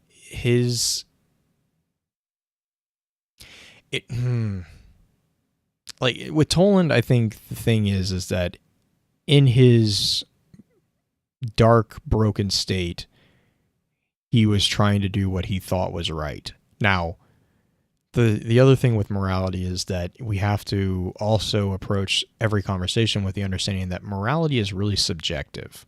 What side of the line you're on, too. Right. Like, personally, I think there are universal truths. I think that there is a capital T truth that is out there, that, you know, there is a universal right and wrong. That is my personal belief. So, but I also recognize that that is not a belief that's shared by everyone. I've had conversations with people who have, I can't stand relativism, but I know people who follow relativism. Right. Whatever. Can I ask you a devil's advocate question to kind of tie into this whole? Can an insane person be considered, or can commit a bad act in relation from their perspective? Well, okay, so the way you phrase that, yes, because it's from their perspective. However, they can commit a bad act. I'm a big advocate of perception being very important in a person's existence, right?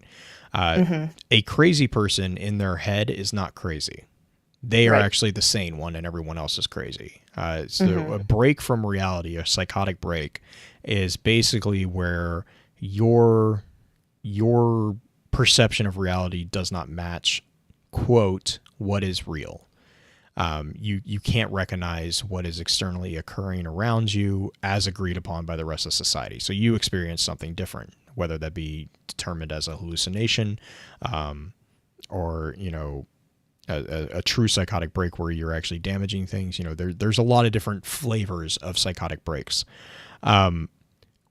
Even within those psychotic breaks, arguably, the individual who is undergoing that psychotic break is still in and of themselves aware of what they are doing, in reaction to what they're perceiving, which is a very weird thing to say. So a person who is having hallucinations is going to react to those hallucinations in a way that is actually logical to them, not to us. Like, to us, we're like, because we don't see the hallucinations, right? We have no, Right. you know, I have no idea what Perception you're of it. seeing. I mean, that's the paradigm is completely skewed there. You and I, because we are not undergoing a psychotic break, we have an agreement of what exists in reality outside of ourselves. If I look at a chair and you look at a chair, we can agree there's a chair. A person with a Right. psychotic break sees a snake. Like, there's a completely unreasonable level of difference in their perception. However, So, in their world, they are being logical. So the answer is double-sided. Yes, in their world, they are culpable of bad decisions, but in our reality, I find it very hard to ascribe culpability to choices bec- made to someone who is undergoing a psychotic break.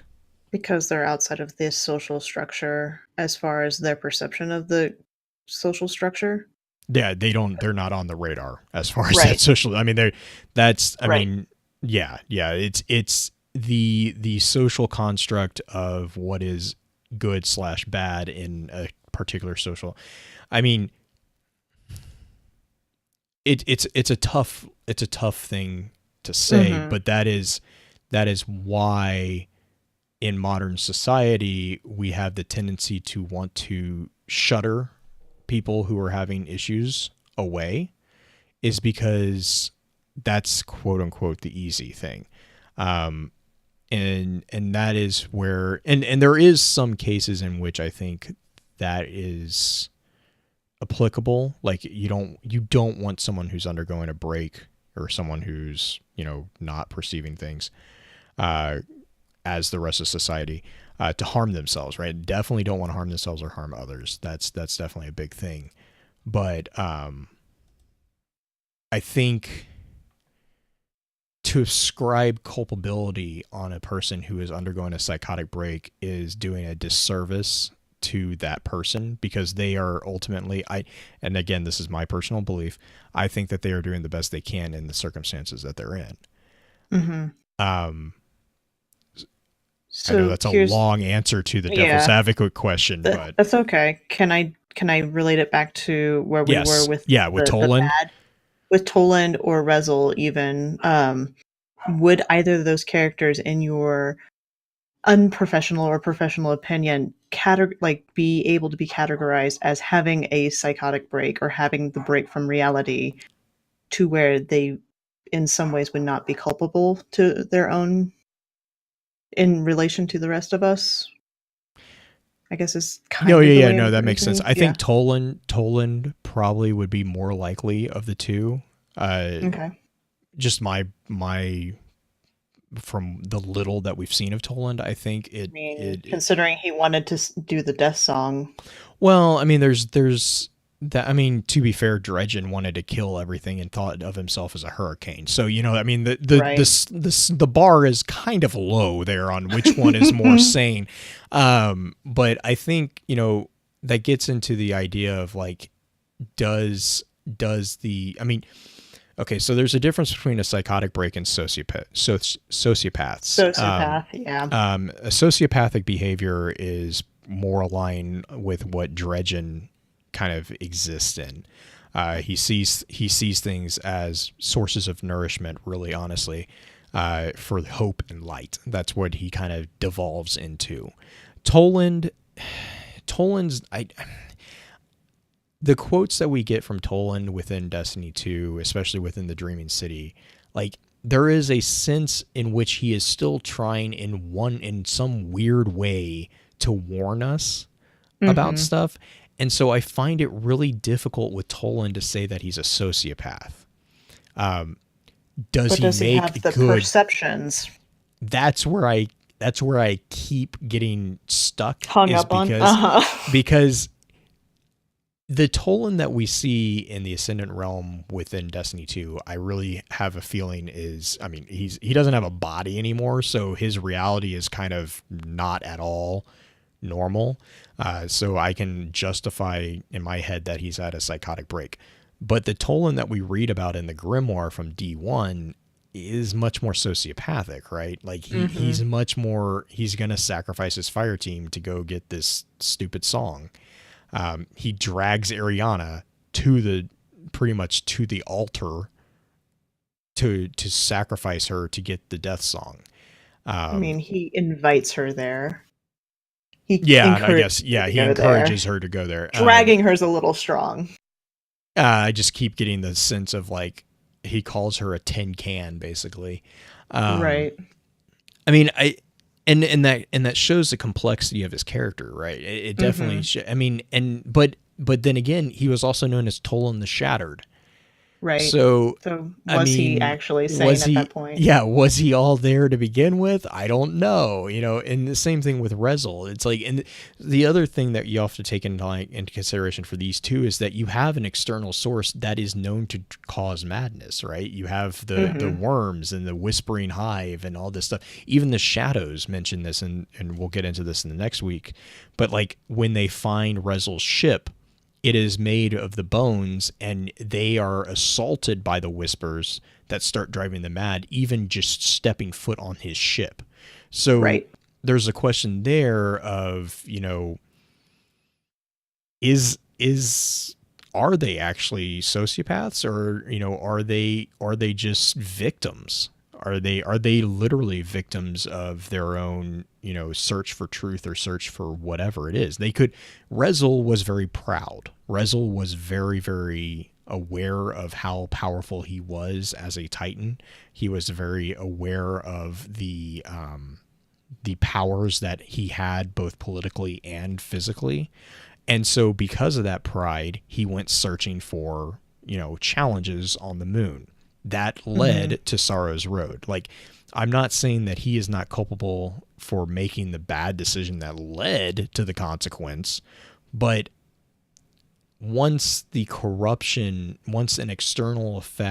external corruption was set in, I think that's where culpability starts getting a little bit gray, because as Dredge and Yor, you see Dredge and Yor, even at the depths of his actions, in some way protecting the name of Rezel Azir. He refuses to be acknowledged by Rezel. We see that in the ghost fragments where he basically yells at his ghost to not call him that. And he said, I can't remember the exact quote, but he makes the comment about, if you let them know that I am that man, everything that he has done will fall apart.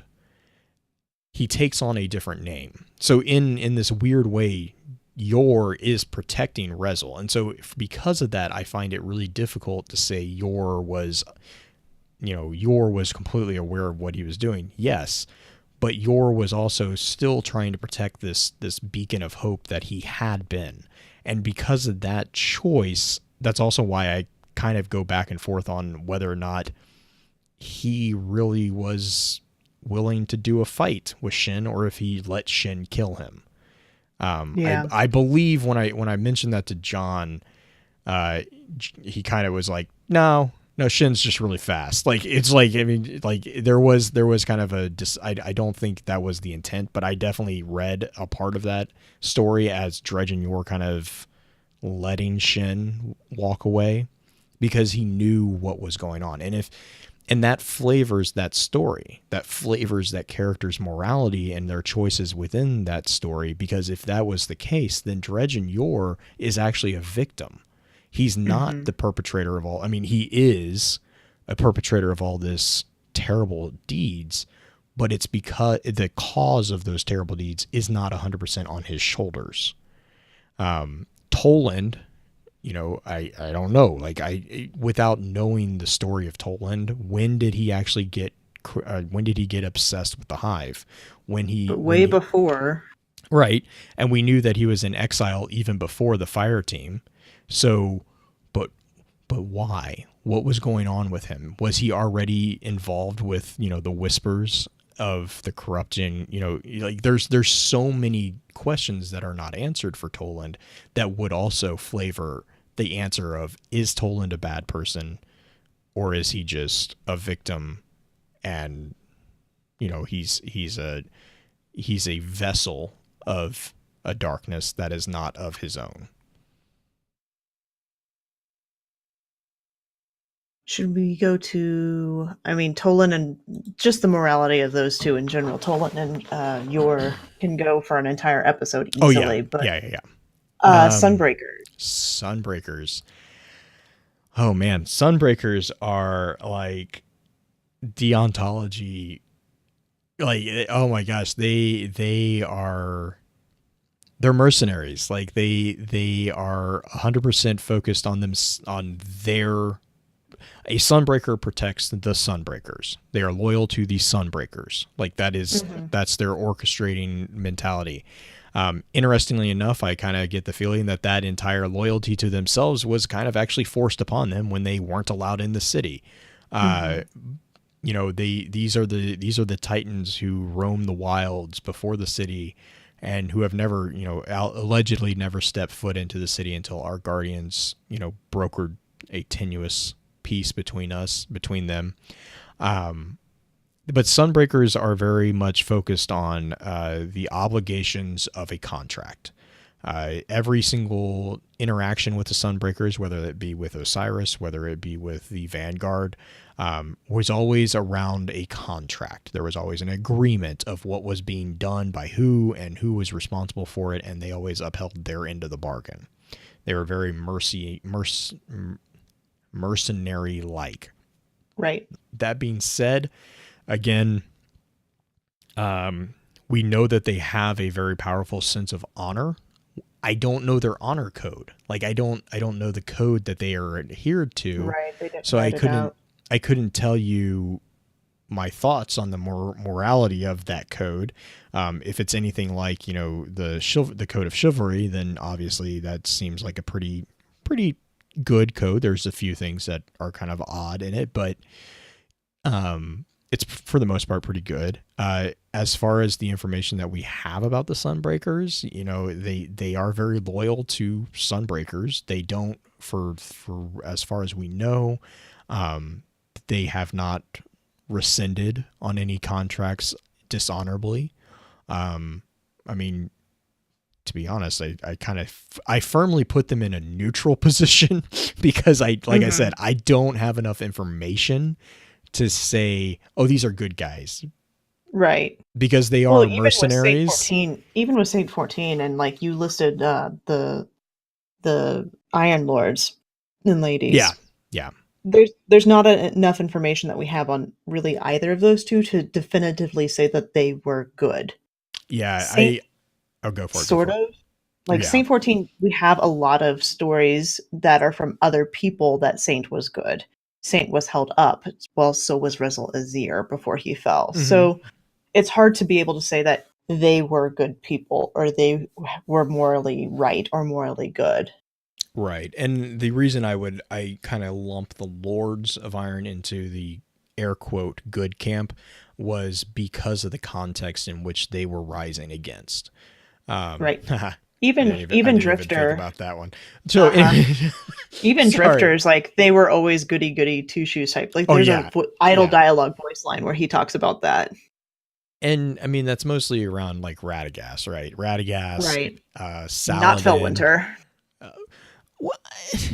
Not enough. Felwinter. Not enough information. Not enough information. He was coerced by the rest of them. I'm not going to argue with that because that is accurate, but at the same time, he didn't have to be coerced. Like there are a lot of warlords that they went to talk to that ended up not joining them.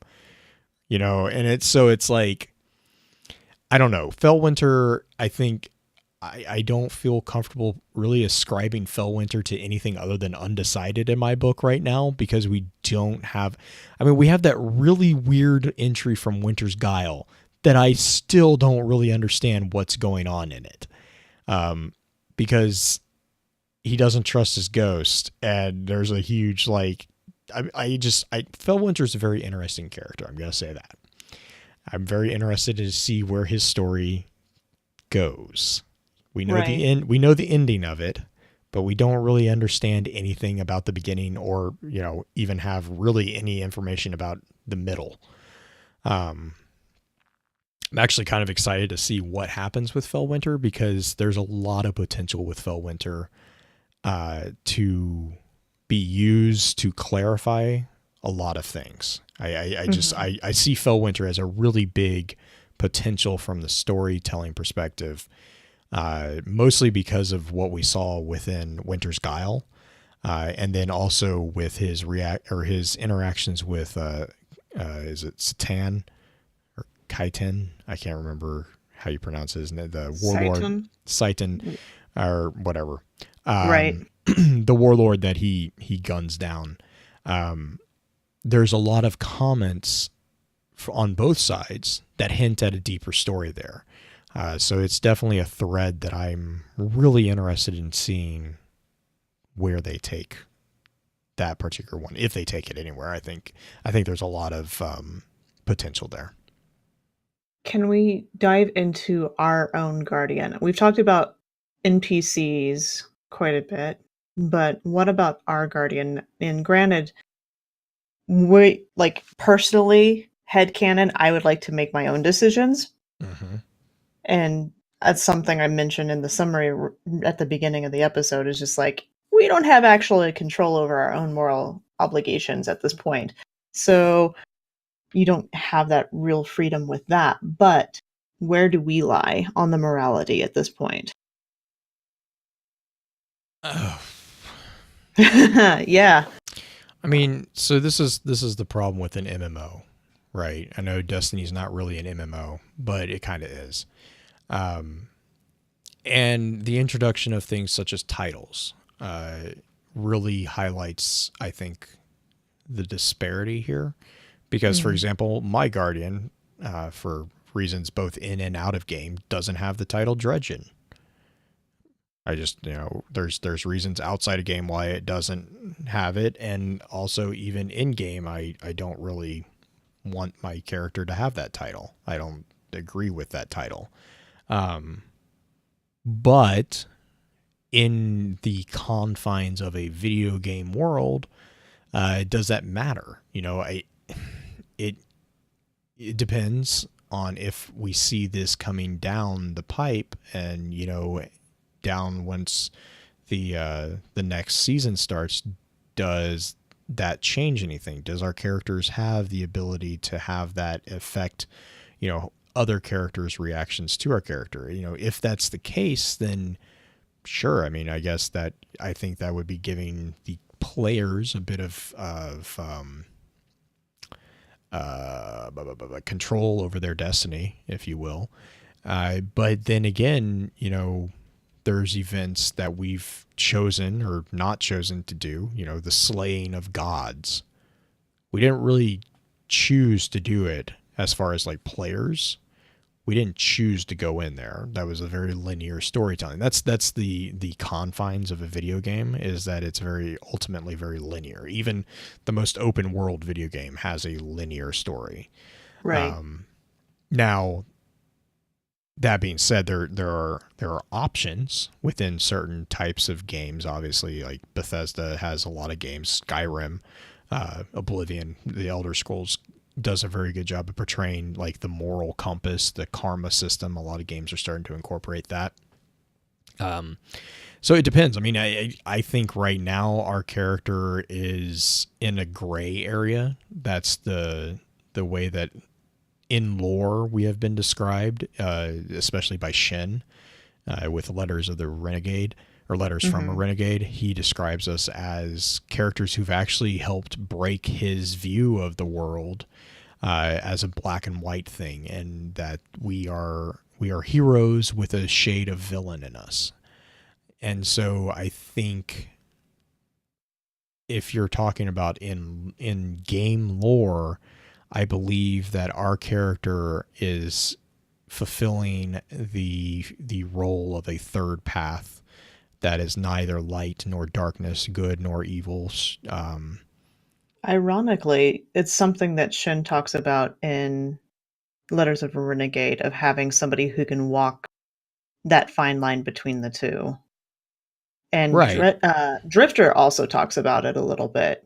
Osiris, the parables of the offspring, which is not Osiris, it's Crazy Vance, but Yeah, um, they talk about it. Saint 14 has mentions of it. I mean, like a lot of the powerful figures will have mentions of like dabbling in the darkness or dabbling in the light. I mean, that actually honestly really makes me kind of excited to see what they do with that, because with as much focus as they have right now on symmetry in game, I keep going back to I want to see a character from the darkness come into the light. right. I think that would be an amazing. Mithrax, No, not well. I don't consider the Fallen necessarily in the darkness. I'm talking right. Hive. I'm talking Mm, like a Hive character who comes to the light. We've seen a Guardian fall to the darkness. I don't understand why we couldn't see the opposite happen, especially if symmetry is actually a thing that they're going with. Which we could see. I don't know what they're going to be doing with the pyramid ships. You know, there's a lot of potential there, though, that if they choose to really if they choose to double down on the symmetry thing, there's a lot of really cool effect or really cool story arcs that could happen because of that. right, right. Ooh, Trigger threw in Teox, whether or not Yeah, Teox I know. would come to the So I'll light. be honest, my personal I had for the longest time, my personal theory about Nokris was that the reason why he wasn't mentioned in the Hive archives was because he had betrayed the Hive and joined the Light. Sadly, that did not happen, but I still think it would have been a fun. Hmm. So do we have, let's see, we have discussions of purpose of the Vanguard mentors, purpose of ghosts, purpose of speakers. How does that relate to the morality? You wrote all these notes in, and I'm actually at a loss of what you mean by these guys in particular. So so this kind of goes into the debate of, are morals a taught thing, or are they an inherently understood thing, right? Hmm. Obviously, I think that there is a degree of morality that is intrinsically present in a person, but I think a large part of the moral codes that we see in reality and even in games too are very driven by interactions with people of power, figures in power, such as the Vanguard mentors. There's a reason they're called mentors, is because, and this was very much more, I think I got the feeling this was much more prevalent in D1 than it has been in D2. But the Vanguard mentors were really there to help bring in and show new Guardians how to use their powers. There's a line from Ikora within the Stormcaller quest from D1 in which she calls this out, and she says that our Guardian has now surpassed her ability to comfortably teach us. Right. And that is something that makes her nervous about our Guardian, because our Guardian, for all reasonable intents, is very young compared to Ikora, Osiris, the Hmm. other characters who have achieved the level of power that our Guardian has achieved in such a short time was very unnerving to her. But the other thing is that the mentors are there to not just guide, not just to order us what to do, right? It's not just a military commander or a snarky, sarcastic, best friend who's in the tower. they're there to show us how to interact with the world around us. And inside the lore of the game, that is much more prevalent than inside the game world. The game world, really, that is kind of what they are. They're there to Right. kind of fill in the quiet spots and give us a purpose to come back day to day. In the lore, though, if you look, and especially with like Andal Brask and all these characters, we see the interaction between Cade and excuse me, God, I just blanked on Shiro. Sure. When Shiro, Cade, and Andal are broken up after Andal goes to become a Vanguard, Oh my gosh. like you see the falling out of them, because and that's partially because the hunters are notoriously very difficult for Vanguard. That's the entire point of having the dare, is to trap a hunter into being a Vanguard. But that's why with Cade, for example, Cade and Tevis is actually one of those characters or figures that Cade relies on to teach hunters how to do things. There's a lot of comments about that. There's another character, and I just blanked on her name, who's another hunter who does a lot of teaching of in the wild how to do things for younger Oh my hunters. god. I know who you're thinking. And Oh not god, I'm gonna get killed. Ane, I can't remember. It's basically, I think if I remember correctly, it's like, I want to say it's Sumerian for teacher or something. I can't remember the language. But she's an instructor that also has comments similar to Tevis. But that's the entire thing, is that they are there to kind of guide us in our early days and show us and mentor us. That is why we call them Vanguard mentors. As far as the ghost, we definitely have that on the poll. But I think that the ghost is a much more intimate form of the mentors. I feel Right. like that is, they Well, are there the other from the thing is the initial ghost spark. they don't provide you a moral structure necessarily. I don't know. There's no like, I think that depends on the ghost though too, right? you think? Cuz I get the feeling that I think so. I I can't get the see I feeling, can't I really can't see pulled pork saying too much. which is why I said I think it depends on the ghost. I know pulled pork is a beacon of moral strength, but And our ghost, he will try to say things every once in a while, I guess. well, I and I don't think know. there's also a balance there too, because ultimately, to be blunt, what is the ghost like? What are they able to do short of just refusing to resurrect them? Which, I mean, to be fair, there have been ghosts who do that. They're Mhm. like, the ghost with the warlord, who just basically was like, finally, like, okay, look, you're not listening. I'm not resurrecting you. I'm not continuing this. Right. So there is a point at which the ghost does have ultimately the power to kind of be like, all right, look, you know what? Enough's enough. But then on the flip side, you have the ghost of like Dredge and Yor, who was constantly there and constantly supported him throughout all the travesties that he'd performed. And it actually took Dredge and threatening to kill it to drive it away. Right. And then, purpose of the speaker and the consensus. I think we kind of talked about that with Zavala when we were talking about Zavala, right? I view them as ways to temper the I think enthusiasm would probably be the best word. The enthusiasm of the Guardians, because Guardians, we see that with the Owl Sector. The Owl Sector, when they're trying to quarantine the Guardians, they're like, they throw things and they're really strong. Like, the poor Owl Sector civilians are like, we can't. Or they're trying to quarantine all the Guardians who are getting the motes, who are getting infected. And like, they broke stuff and they're trying to, like, they're threatening us. And so I view the consensus really as the tempering, like the human side to the control of the city, and then the speaker really as the way I kind of get it, or the way my brain kind of reads it, is that the speaker is really the first among equals, I guess, if you would, within the consensus. So you had the great factions, which brought the human side. You had the three vanguard, which brought the guardian side, and then you had the speaker, who kind of spoke for, you know, the final break, because there's 3, 3, and then 7. Okay.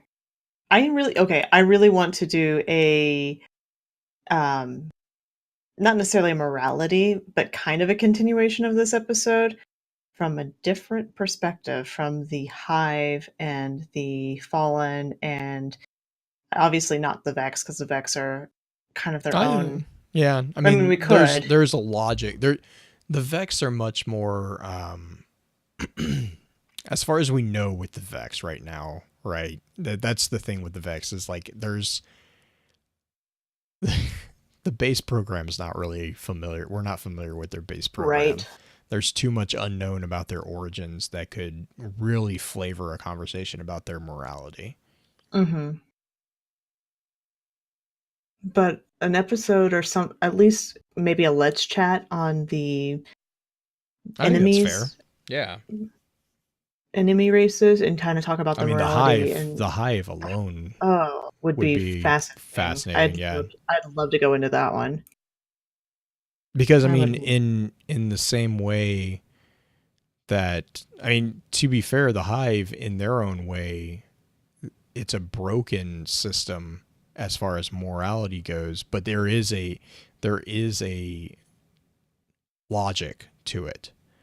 And I think that's the ingenuity of really Seth in his writing of the Books of Sorrow, is that he captures really well the alienness of the hive. Because the thing is like everything that we've talked about right now is human. Right. It's It's not even Earth. Awoken, because Awoken is their own thing too. Right. And but I mean, to be fair, even the Awoken some will take some of the morality from humanity. Like Oh they yes. do borrow some of it, but they also have their own. I mean, that's definitely the case. You know, and I think it's interesting to the danger is you can't really ascribe human morals to a alien race, and I think that's the beauty of what the Books of Sorrows really did, right? Was it showed the tragedy that occurred to the krill and then the hive, and but then the complacency, or at least in our minds, the complacency of the subsequent generations of hive. Whereas, like, you know, if that's all you know, it's like ascribing, you know, me as an American, I can't speak to someone who's from a third world country. Like the morals are socially and culturally going to be very dependent upon the individual who is perceiving that particular case. You know, a person who has never lived in a war-torn area will not be able to understand the hierarchy of needs that the person who lives in their paradigm, their world is completely and utterly different. It's light and day, or night and day difference. Sorry. And that, you know, that's where you kind of get into the debate for the psychology of the hierarchy of needs. You know, someone who's on the very low end of those or the base, the foundation of the hierarchy of needs, you know, safety, security, food, water, they're not cared about self-actualization, which is where a lot of like the first world countries will be. You know, self-actualization is like the high, you know, hey, I don't need to worry about where my food's coming from tomorrow, and I don't need to worry that someone's going to randomly come into my city and shoot me, because that doesn't happen in our world. But, and the air quotes around world there, because when I say world, that means our society. Right. Other societies, other worlds, that is a common occurrence, and so their entire sense of morals is going to be more reflective of that. And so with regards to like the hive, I mean, even like, you know, kind of talking about the worlds of destiny, like you have a distinction even in humanity between the risen and the warlords, the iron lords and the city and the current age. There's a kind of the three eras, I would argue, are really easy to differentiate between.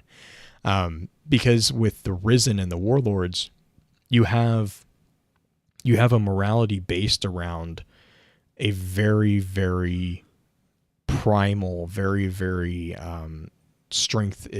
might is right Right. sense. You have people who are being reborn with the abilities of demigods who are effectively immortal, and there's not a lot of surprise in my brain that humanity is going to gravitate towards, no, I have the ability to tell you what to do. That's something that is very not surprising given the historical nature of humans.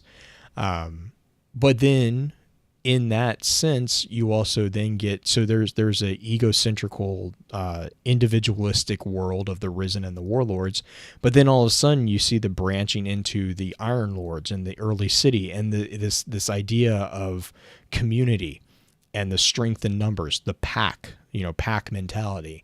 And in the same way that the Guardians today in the game operate within fire teams because you are stronger in a group, the Iron Lords are able to take on the Warlords.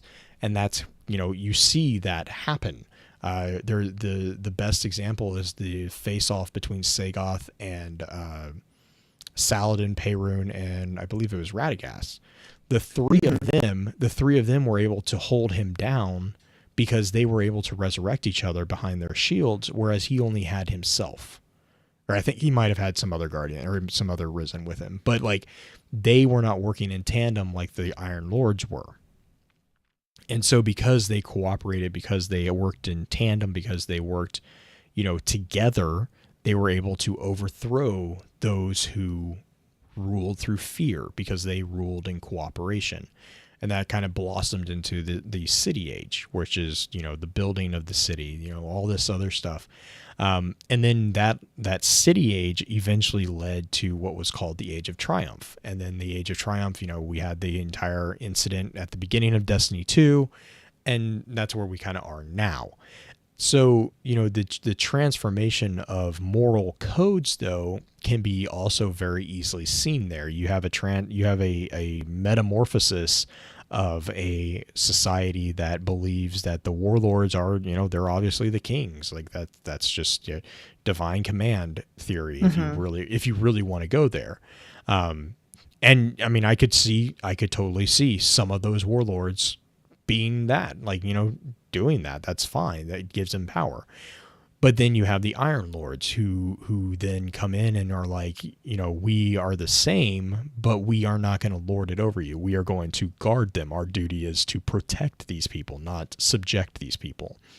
And then you have figures like Rezel, and Saladin and all these characters who are Shax and Zavala who are in around that area. They start forming into, and then of course you have humanity, which humanity is a political animal. So once you get them into a city, you have the faction wars, and that's where the kind of the formalization of like, no, Guardians do not get involved in human affairs. Like that's kind of where that kind of sense gets put in there, which is where you get the consensus is, the division between Guardians and humanities, I think, were so severe that they had to have the consensus to allow that bridge to still exist.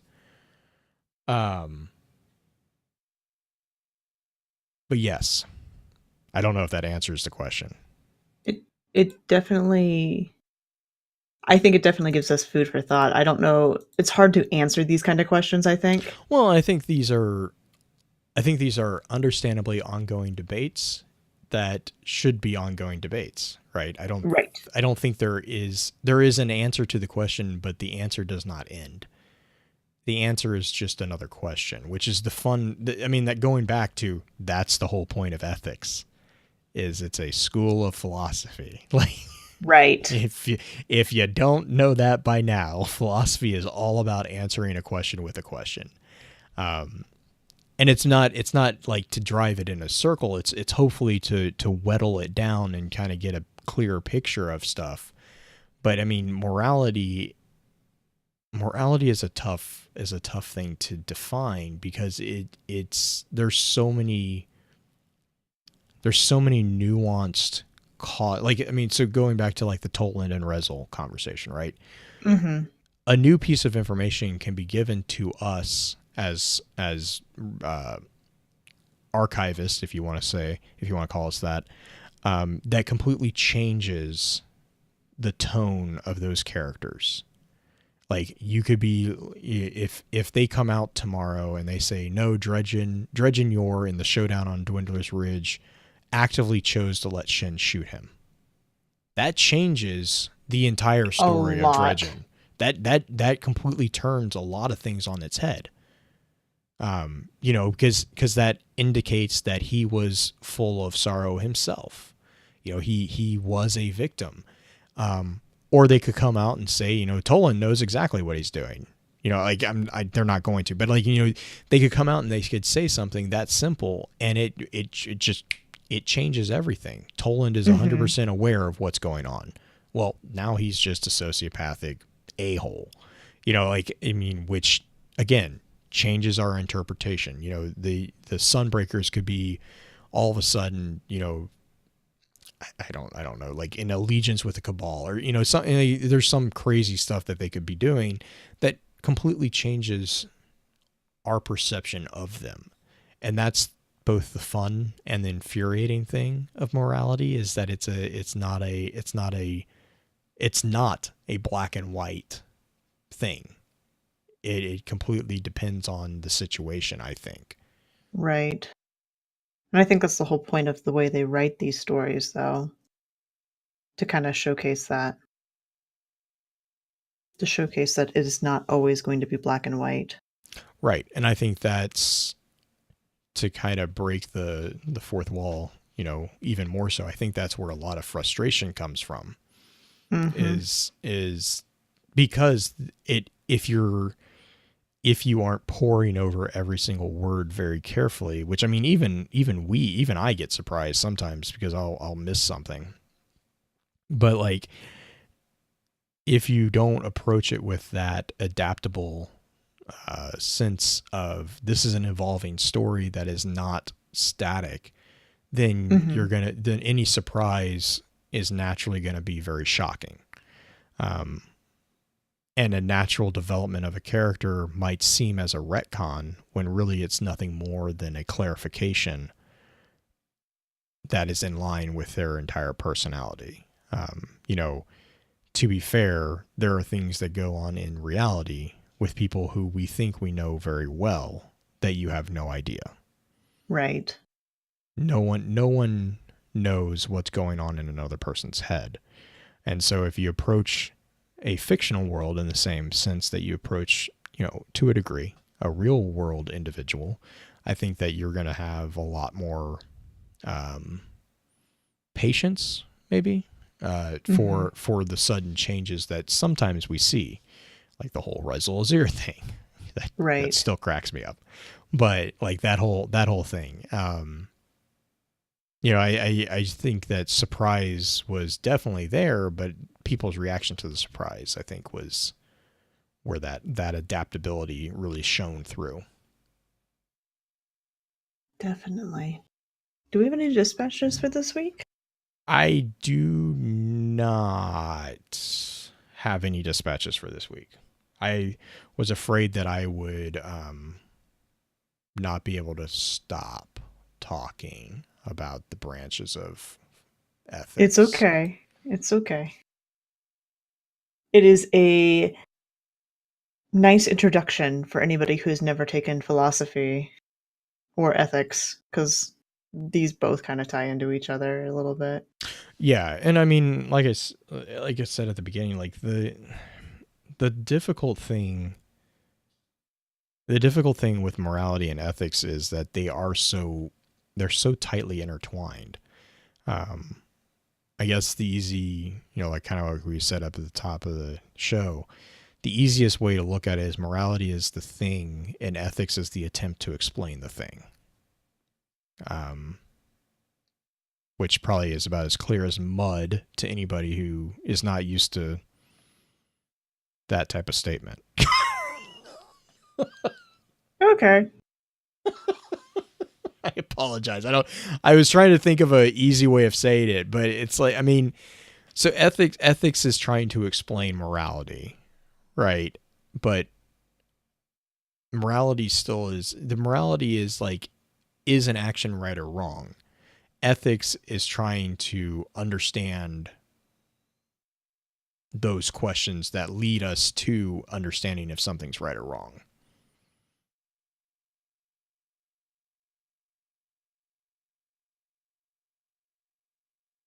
I think that's a good wrap up of that. I think that's. I mean, as much as you can. I mean, like, yeah, no, I agree. It's a bit of a loop to go through. It's really, I Right. mean, defining ethics and defining morality without like crossing streams is really difficult because it's not really possible to a degree. Okay. Um, Yeah, that is. Oh man, these episodes always make my head spin a little bit. I will tell you that. I love them. I love talking about the the character choices, but I'm also like, oh my gosh, it is not black and white, and it never is black and white. So, Blue. shout outs. Do you have any? Uh, uh, there is a stream coming up for Saint 14 Project. I can't remember the date. Let me see if I can find it real quick. That is my only shout out, I believe, next weekend.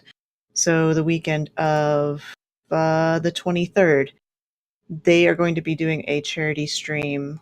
So if you guys could keep your ears to the ground, ears low to the ground to kind of hop in there and help those guys out. They do a lot of these charity streams for mental health, since we talked about that a little bit during this episode, which is great. And so if you guys would hop in there and give them your support, even if you don't like donate or whatnot, just definitely go say hi, go watch the stream a little bit. And I think that will be my shout out for this week.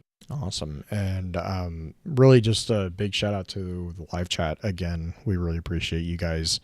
We had a bit of technical issues on this one, and I just appreciate you guys' patience and being adaptable, I guess, if you will, to dealing with that. Yay, Discord. Mm-hmm. But yeah, so I guess it's a pretty short shout out. Actually, it's a shorter episode too. I'm surprised that it was a shorter You episode. did good. You did I good. talked really fast. You get a cookie. Play this at um, half speed, everybody, so you can digest it as you're listening. play it at half speed. Normally you play it at double speed, but this one you might want. No, so we'll probably stick around for a little bit of an after show, and then we'll see you guys next week. Bye. And cut. Dragonfly. Thanks, Dragonfly. You are most welcome. We love doing this. We love not just talk. I mean, we love talking about the philosophy and the characters and stuff like that. But I don't know. I get into freaking lore debates all the time, even if we're not doing a show. Partially because some of my clanmates don't let me not talk about lore sometimes. Wicked. Every time I jump into chat with Wicked and Lux, somebody brings up a lore question like, do you think? I love this start. I love those. They're like, do you think that? It's like, just no. Please don't finish this question. Right? I'm just like, can I have a break, guys? I think about this way too much as it is.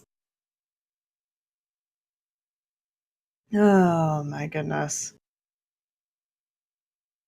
Yeah, that's true. Have fun with your lawyering, Dino. Oh, is that what that is? Yeah. Dino is, I think you're in school for it. Is that what you said earlier? Which makes a lot of sense now that we know that aspect. Not to say that you've done that a few times in here, but you may have done that a few times in here. Do you have a link? Trigger wants access to the background. I have all the links. In the Yes, he does. Do you want to explain what the catet is? The catet is so like all the banners and stuff like that we give to our Twitch subscribers. Let me see.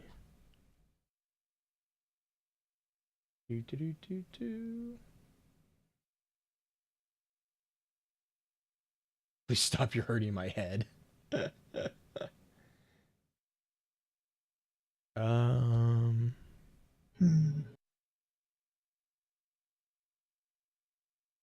Yep, enjoy those ethics courses.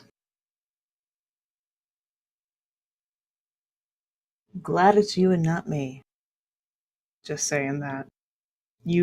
I would not have the constitution to be able to handle dealing with some of the questions that lawyers have to deal with.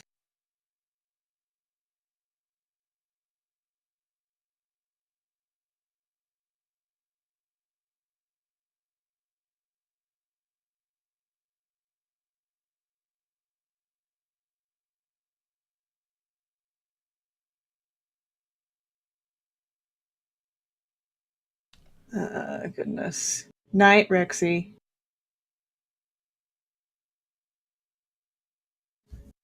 Oh no, that's not the right command.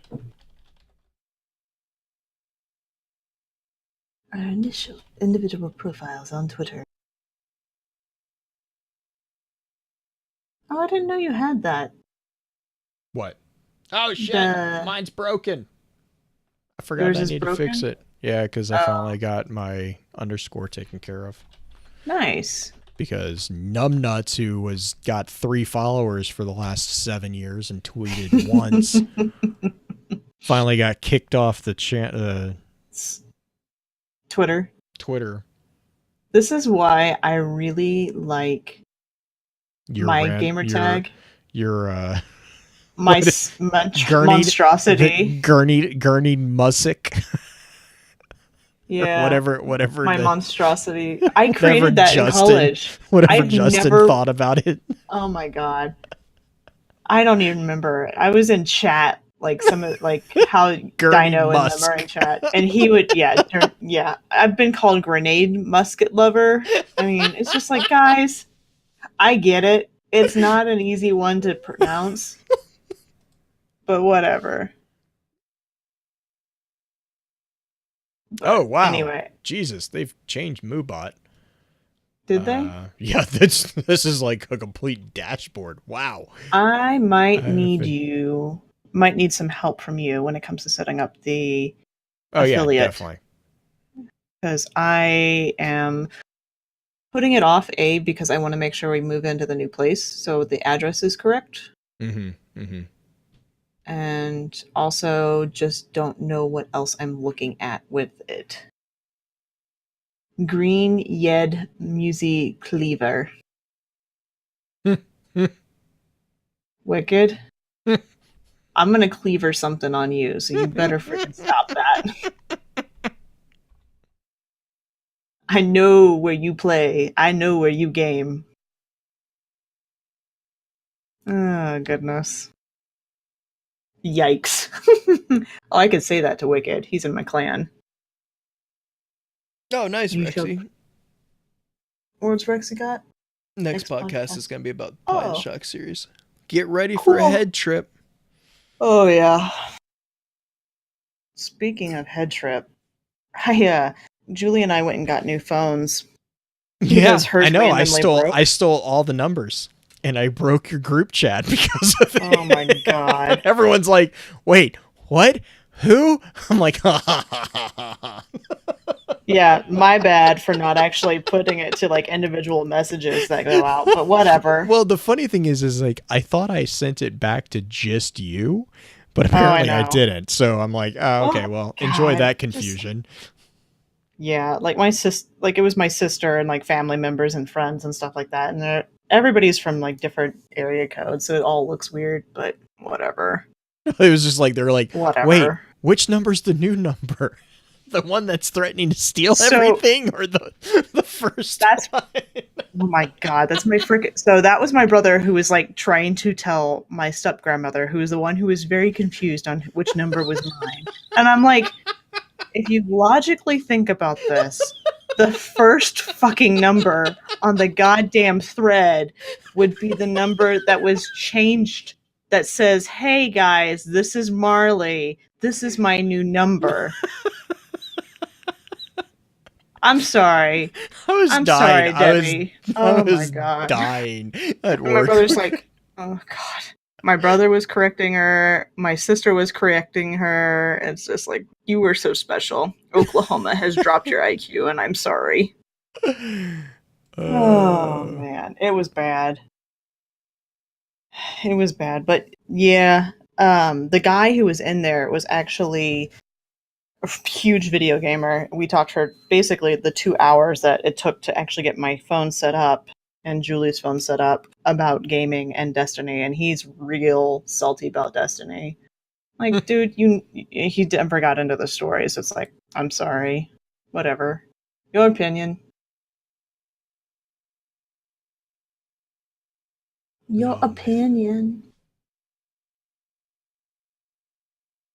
oh no! Wait, yeah, okay, there it goes. So I finished the base campaign on Battlefront 2. And Star Wars? Yeah. Oh my god, it's so much fun. And now I'm on the secondary campaign. But I also just realized that Shadow of a Tomb Raider is on Game Pass because I was an idiot and completely didn't. Oh no, it just released this week. That's why. I was like, I don't know how I missed that. But so now I'm like, so I have Battlefront 2, and then I bought Titanfall 2 because I got Battlefront and Titanfall for $10. And then Crackdown 3 I now have to play because Morla is a agent, so I'm like, well, I have to play that now. And then Shadow of the Tomb Raider, I'm like, oh my god, Tomb Raider's going. I'm saving Tomb Raider Thanks, for the Cornholio. last one. Oh, thanks. Saving Tomb Raider is the last one. I know Trigger's asking too.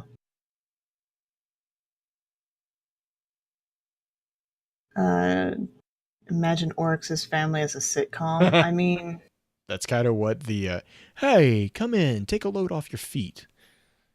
Yeah, and then Frodo being thrown out the window. Picked up. All I can see. That still cracks me up. Oh. Oh, goodness. But yeah, so then I was reading about Shadows of Tomb Raider. Apparently, it's like a survival game. I'm like, oh, god damn it.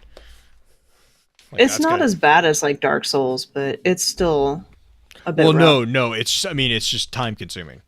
Because whereas like Rise of the Tomb Raider was much more stereotypical Tomb Raider, like as far as like action. I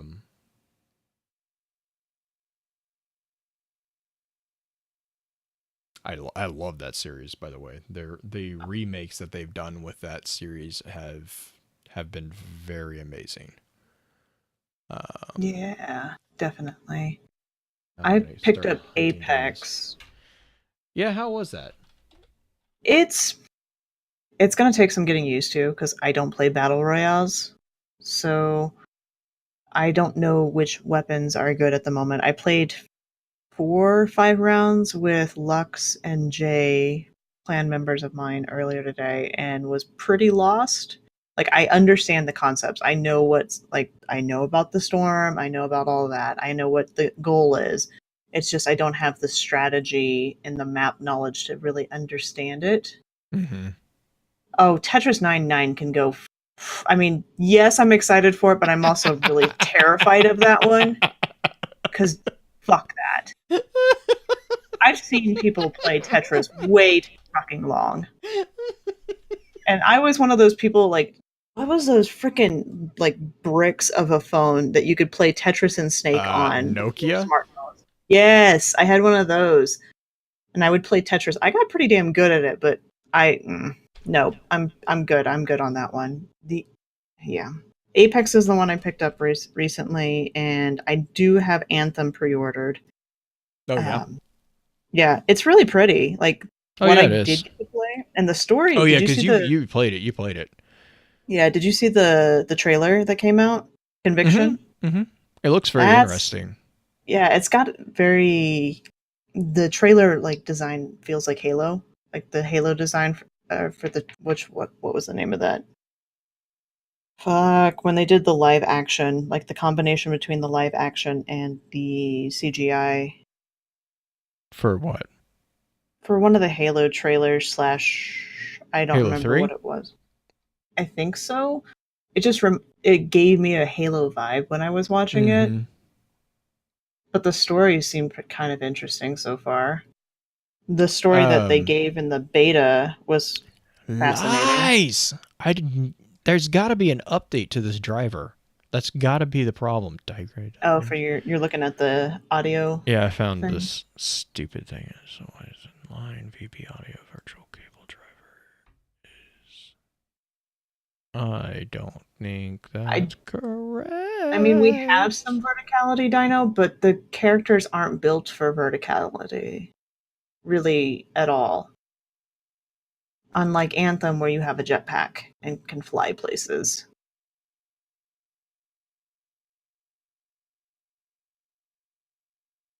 Yep. But those are the two games on my horizon as far as Oh, I have PlayStation a goes. whole. I I have have not a even looked at Xbox. yeah. I have a whole slew of games that I'm I'm like. trying to get my character up in Destiny. Oh. I'm trying so hard not to get sucked down the hole of Cyberpunk. Oh, right. Cyberpunk and Beyond Good and Evil I'm like, oh god, don't Mm-hmm. look at him, don't look at him. It's terrible. Oh man. Cable output VB audio virtual cable. Yes, I cable did not output. unlock Storm. So I only got to play for about 5 hours the last weekend that had the beta.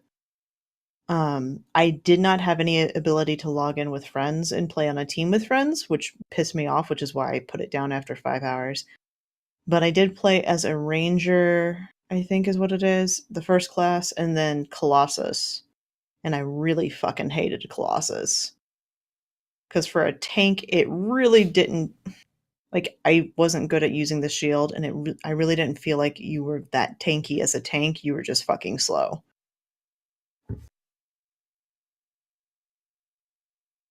Platform, Rose. I'm on PlayStation for it. I don't think. I don't. I just can't do PC. I did download Second Life for PC just on a whim, but I'm still terrible at that. Yeah, the shields. I'm just shitty with the shield.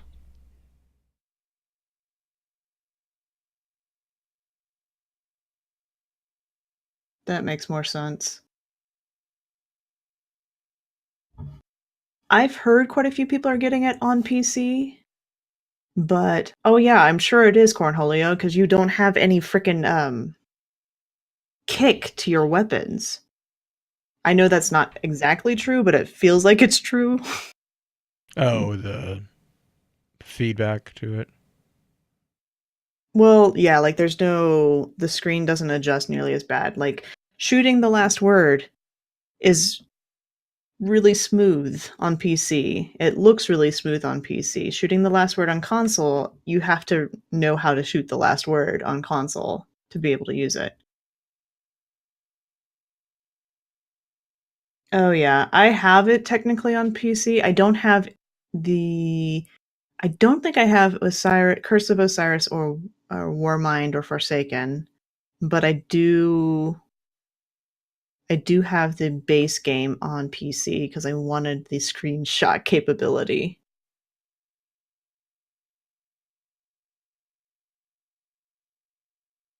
Interceptors are cool. I watched a bit of that. Yeah, I know, but I already have 2 consoles that I have to I have 2 consoles that I stream from. I'm fine with that, and I'm not even up to date on Xbox. I cannot devote another freaking amount of time to PC. I have my clan, and then I have some of my friends on Xbox, and I do not want to try to make friends on PC. No offense to anybody who plays PC.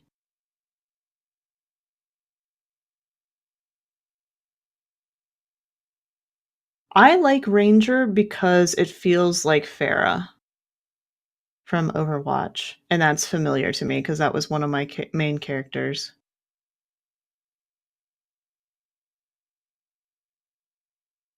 Oh, you're doing better than me, Cornholio. I have a Warlock and a Hunter on PlayStation. I haven't even started a Titan, and I believe I have 2 Hunters and a Titan on Xbox, but only one of them is anywhere near light level 600. I just don't put that much time into it on Xbox side. My Hunter on PlayStation, though, is 650 and has been there since about 2 weeks after the level cap went up. But that's my baby. Like blue, I find something I like and I don't leave it. Although I will say this, D2 has gotten me playing multiple classes more often than just sticking with like Night Stalker. Because D1 I was just like blue. I played Night Stalker only.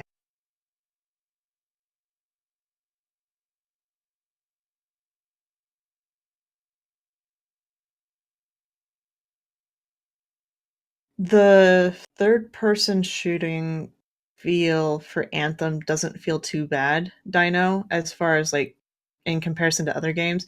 It doesn't feel as jarring as Warframe does, but you still have some cool capabilities. And if I honestly, when I play third person, I ignore the character on the screen and view just the reticle, so I do okay that way.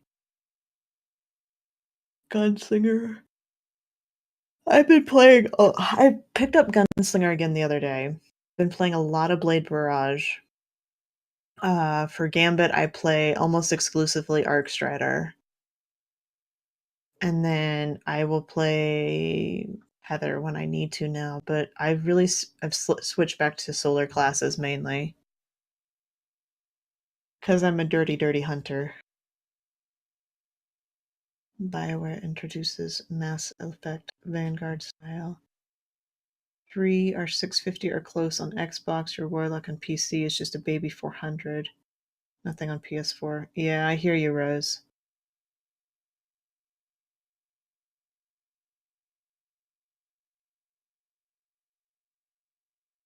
Are you saying the enemies are a bit more spongy on Anthem trigger? Is that what you're saying?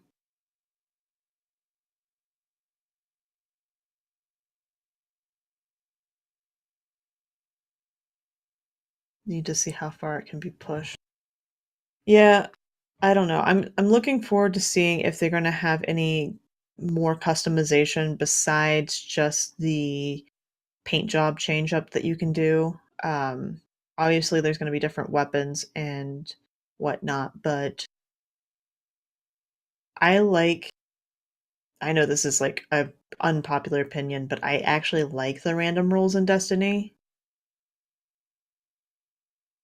It allows you to try a lot of different things and figure out what you really like, but I get that other games do not have that.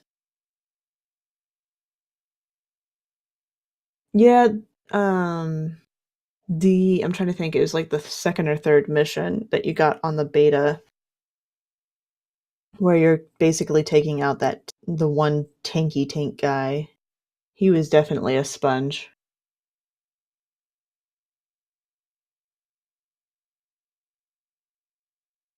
A lot of people don't like the random rolls though.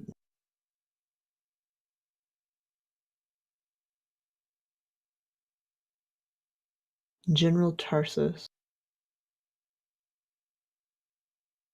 You want a sword? I don't even think that was an option during the beta. Yeah.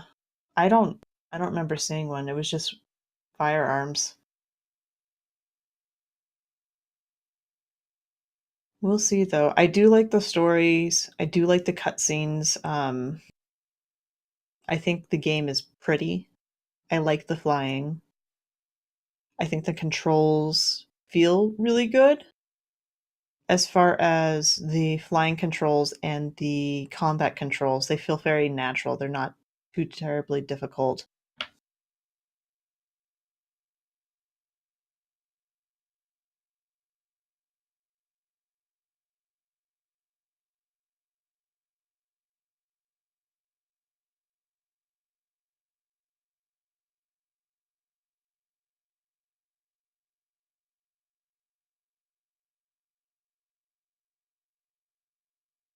Oh shit, random rolls. Yeah, I've actually gone through Rose and used Destiny Item Manager and gone through and pulled because it allows you to pull up all the same type of gun at a time and view all their perks and their stats at the same time at the very bottom of the screen. And I've gone through and cleared out my vaults that way. And it takes so much less time than trying to do it like the old fashioned way, just pulling them out one at a time and playing with them. It's awesome. We really need more vault space. I don't think we really do. If you're taking care of your vault, I don't think you really need more vault space.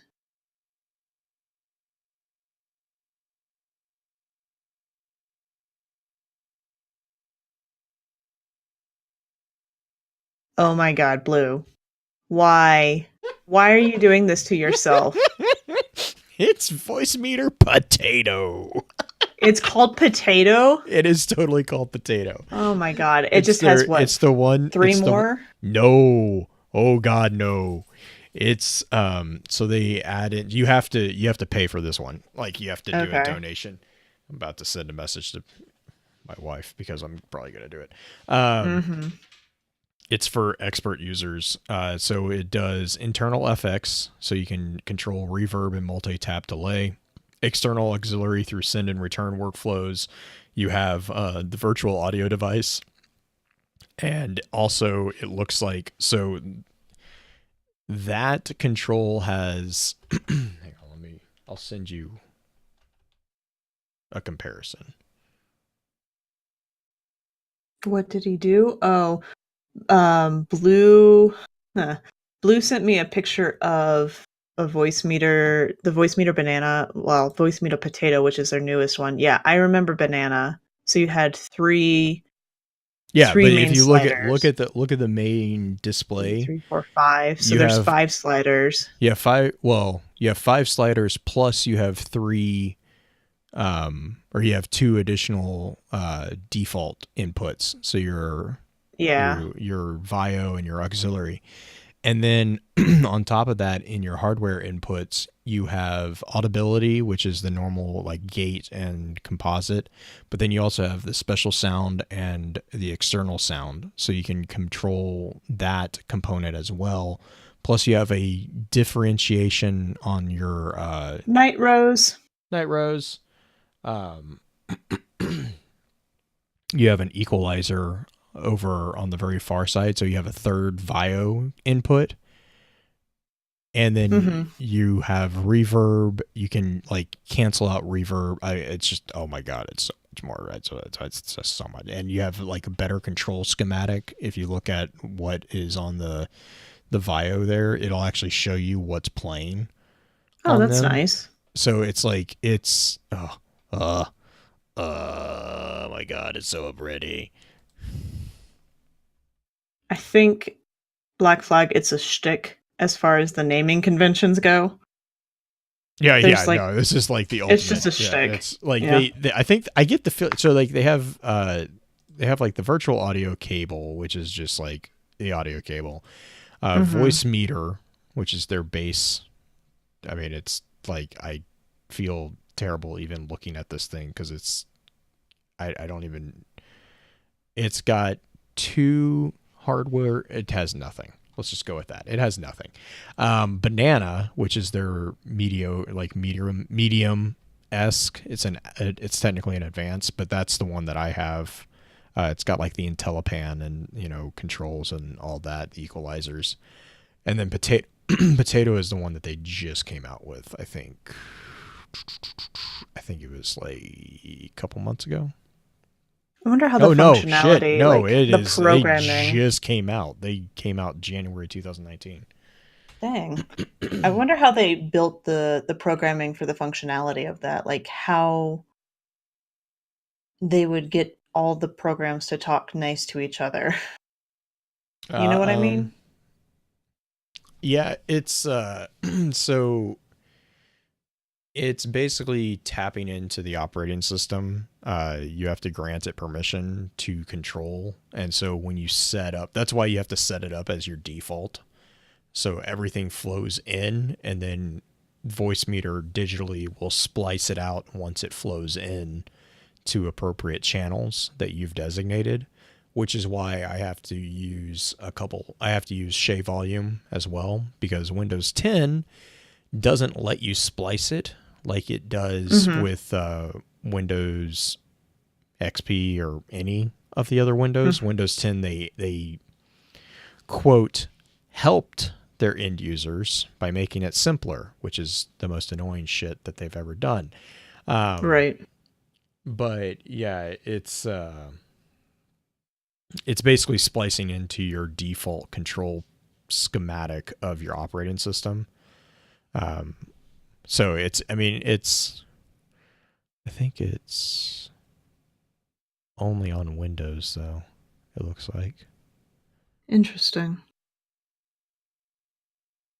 I mean, I liked it, but like when I had it figured out and everything was working fine. Oh yeah, no, But no, no. I I hated how often it broke. yeah, it's It's finicky.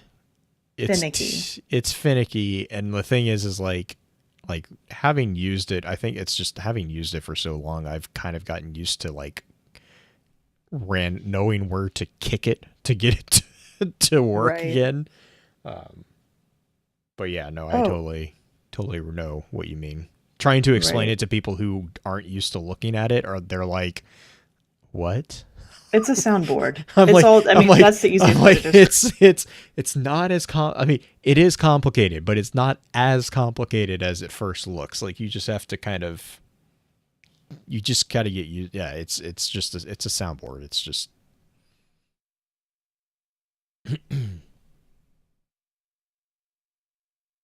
do do. I had a friend ask me today how to stream on like to do the Facebook Live and if you can do multiple people in the same thing. And I'm like, oh, I don't know.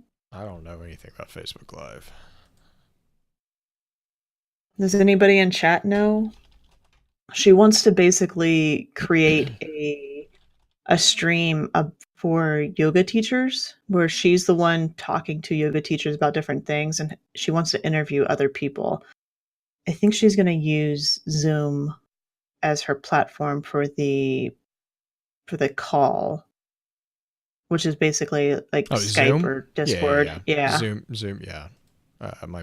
My mom uses Zoom for her It's super business. simple. Mm-hmm. Mhm. Whenever it breaks, it hurts because I'm like, well, normally you would click here, but that button doesn't exist on here. So I have no idea. Oh, it's right here.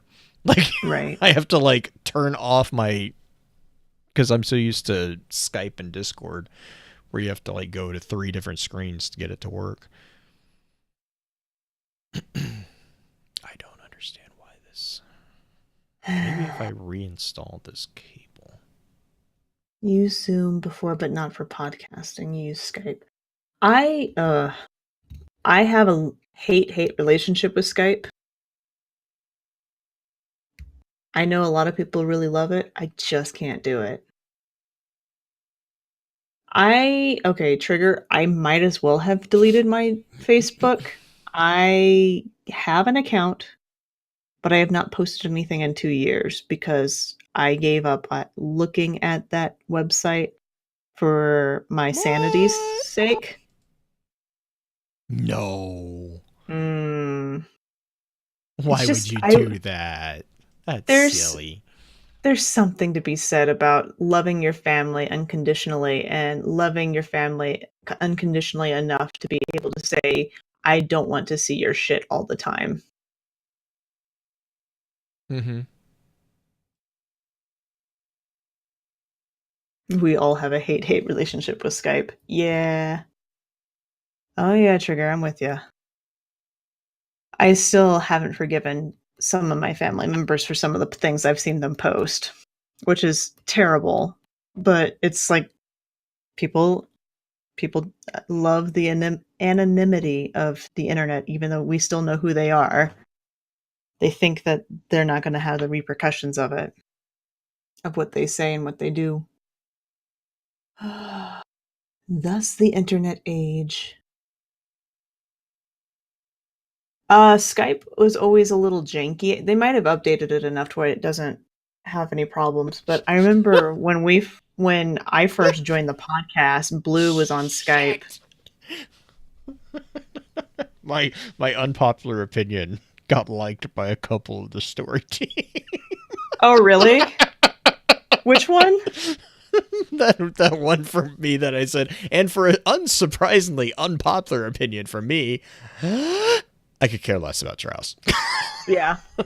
The give me lore. Give me Yeah. Lord. Gimme. Yeah. Uh, yeah, did Yeah, you I'm a see Phantom 2 Black Flag. I get you. Did I see did what? you see that Bife got his name in Anthem credits? Oh, really? Yeah, Bife, Team KK, Dado, Mesa, Snackless. Who else did we know on here? How did they get them? Eric's. Were they playtesters or? It says special thanks to the EA Game Changers. Hmm. More console. Yeah. MTash. My favorite part is right below it. There's a special thanks. It's HFG Group. I'm like, all right, whatever. Matthew Harris. I'm like, okay. Sorrentino's Restaurant Group. Okay, so they like food. Coffee. I'm like, nope, that one wins. Like, I don't know who put that in there, but that one wins. Like, why is this not in more games? Right. Mesa, Yeah, I Geek think. Chic. Yeah, Mr. Fruit. Fruit was on there. So basically, the Destiny streamers, like the big Destiny Anthem. streamers, and Yeah, we're doing Anthem. Anthem Insider and Anthem Universe, the guys who run those accounts got it called out, or not called out, but appreciation given. That's cool. Yeah, it was really. And the thing is like, Paris from Gamertag Radio, he got in there. Mm-hmm. They spelled his name right. Oh, that's good. That's a first. But they spelled they put his gamer tag, so of course they spelled it right, which is like the Right. huge joke with what was it, Division 2? Like they have yet to spell his name correctly. Shit. I'm like, at this point I know it's on purpose. Like, Right. like, but yeah, no, I guess they didn't even tell him, cuz Bife didn't even know, I think, until Anthem Insider tweeted, because I guess it was on Twitch, I guess, and he was like, wait, what? My name is in the Anthem credits?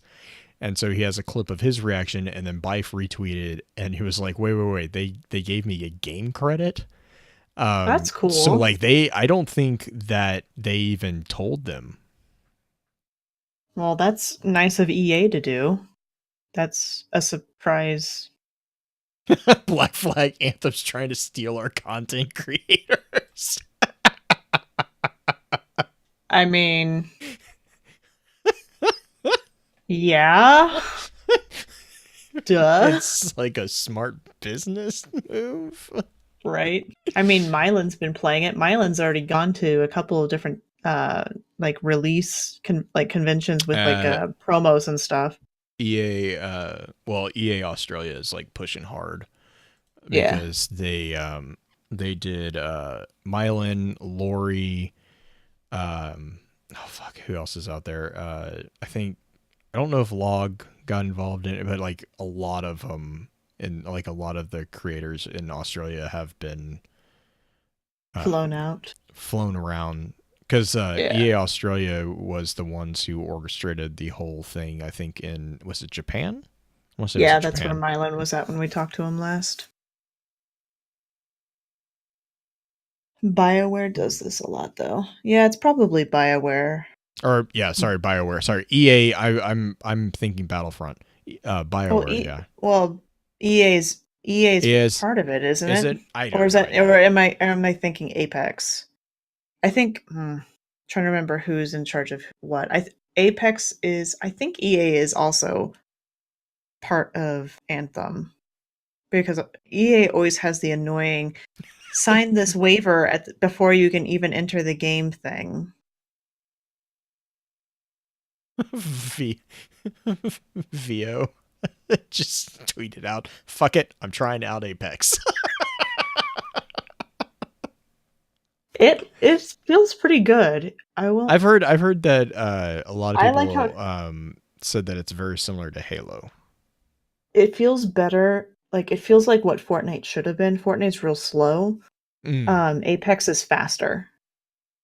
Do you have Faster, more do you have to build movability. buildings? No. No. So it's like a mixture between PUBG, Fortnite, Halo, and Halo. Hmm. Because you don't get the building capability like PUBG has, but you get a slightly more realistic and better interface than PUBG. And the weapons feel pretty good. The scopes, you can upgrade with scopes as you're going around and finding stuff like that. I think it So it's not was. just set weapons.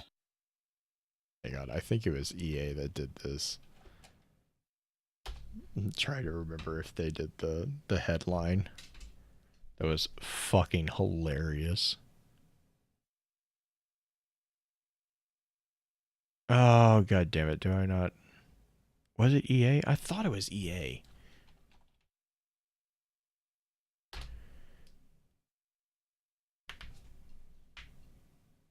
Technically, Respawn built Apex without any input from EA, but EA was the money behind it, though, wasn't it? Because I know EA is on the title screen.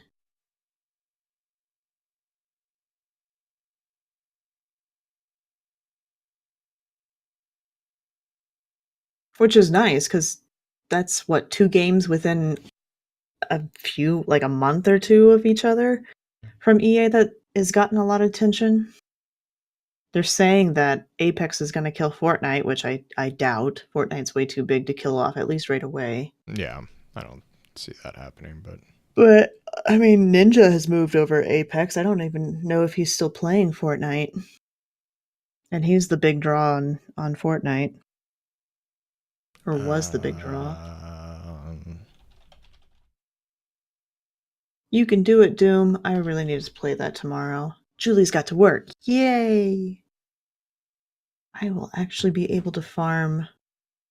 Are you farming public events or are you doing adventures?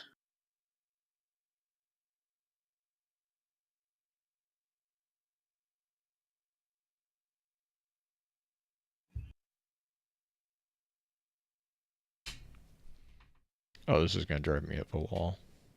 What's that? I'm trying to find this headline, which is fucking hilarious. I like died laughing.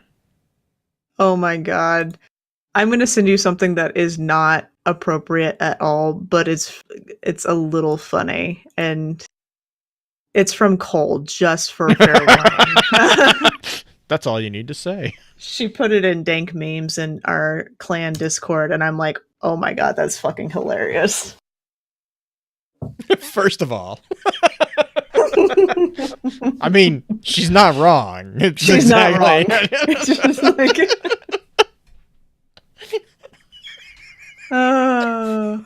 this is the kind of shit I love about my clan.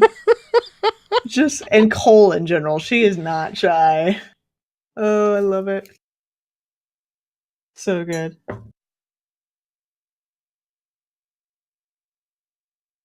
Oh God, this is gonna drive me. What was this? It? Nope. I swear it was EA that did it. It might have been. The problem is everyone's announcing their freaking earnings right now, Right. so it's really hard to find.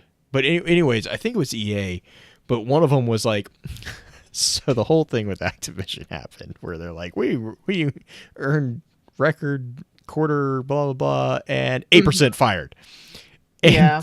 and then 800 people fired. well 8%. It was 8%. Like it was that's just mind boggling. But then this, I want to say it was EA, but whoever it was came out with a headline. It was like, we also report record earnings, and we don't fire anybody. I was like, oh Thank shit. God. I was like, oh fuck. That's like the biggest shot fired this week, and it's amazing. But I want to say it was God. EA, but I'm like, I can't find it. I hope so. I hope Was that so. EA? I want to say, oh my God, I nearly fell out of my chair laughing because it was just so, oh my God. I was just so, like so great. Activision's just so fucking. I get it from a business perspective. I really do. No, I don't.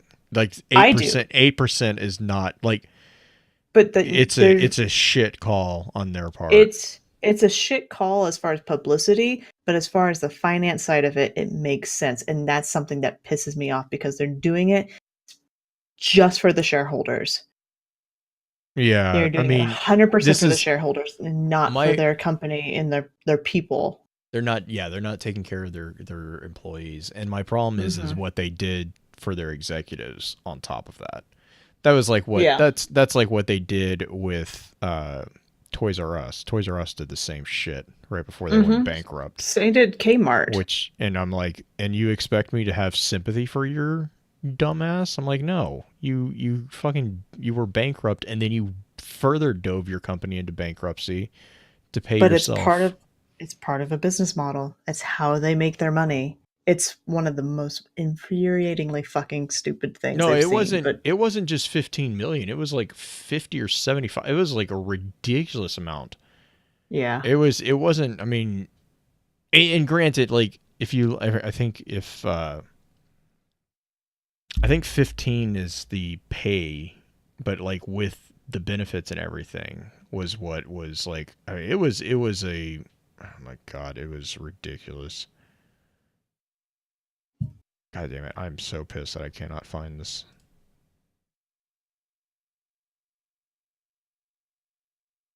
Black Flag. has the optics of a good guy right now. What the fuck is happening? Yeah, I know, that's exactly. I'm like, wasn't the EA the one that we were just pissed off at because of the loot boxes? Didn't they get sued for that? I think it was Europe. Like, wasn't it like in Europe remember. They got sued for that? Yeah, it was because it was considered gambling. It blew over the threshold of what's considered gambling. I can't remember if it was. I want to say it was. I think Europe. It was in England. But yeah, they got smacked hard for it. Yeah, they did.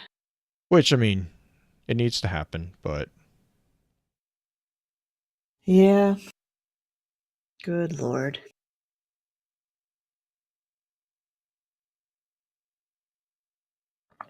Somebody was talking to me the other day about Bungie and Microsoft making up.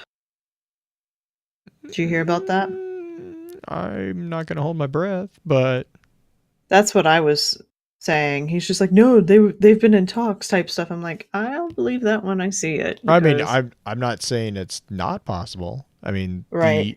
There has been enough of a change in the upper echelons that it could be possible. The thing is, though, Bungie doesn't own the rights to Halo anymore. No, Does 343 own those now? Or is Well, it I through mean, Microsoft Microsoft specifically? owns it. 343 is just Okay. a division of Microsoft. 343 Okay. is hey, it's weird. 343 is the studio that Microsoft it's Microsoft Assimilated. it's Microsoft for Halo is what it is. Yeah. So like they kind of have some independence, but I mean not really. I mean yeah.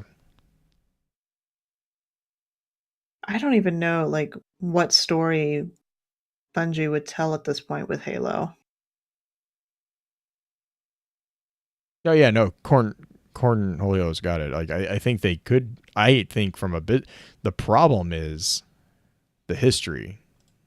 Right. But that's what I mean is like again, there has been enough change on both sides that theoretically they could probably start fresh.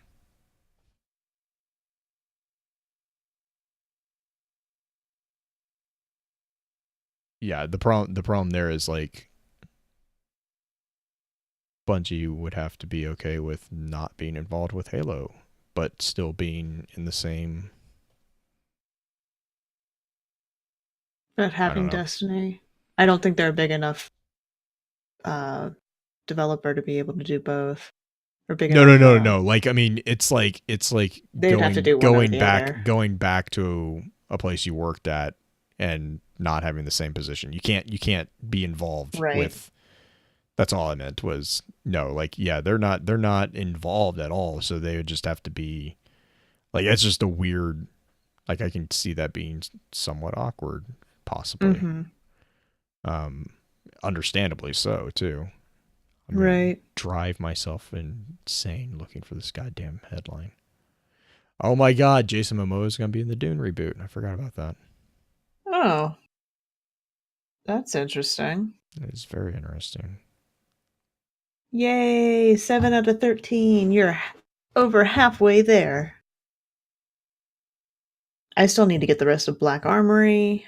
I still need to get all of Most Loyal. I don't have shit for Maracina done. Because, God, I fucking hate doing Shattered Throne. I can solo it until Ogre, but then I'm just like, whoa, don't care.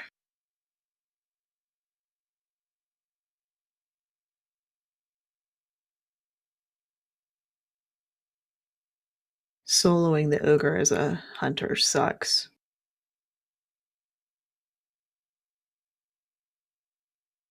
Let's see here.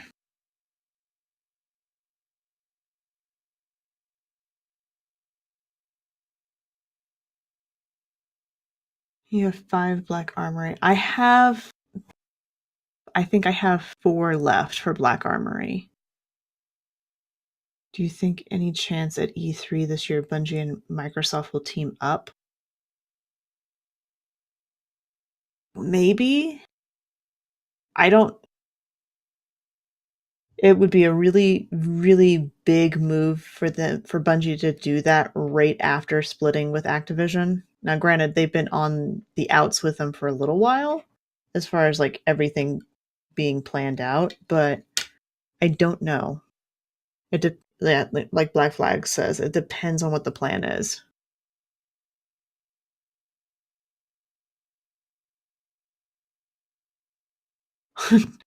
Chronicler.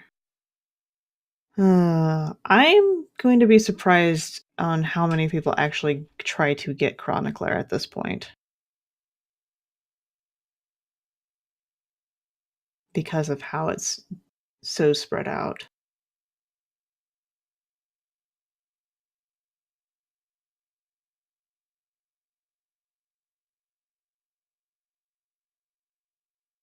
Eva's journal's not hard to get. You just have to play the daily missions.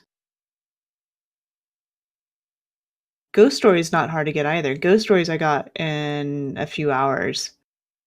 There's a few really good videos that show where those guys are.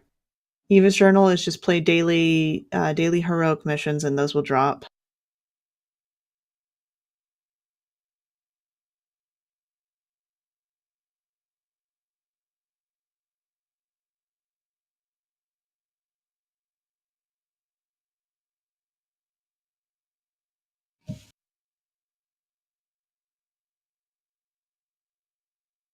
Yeah.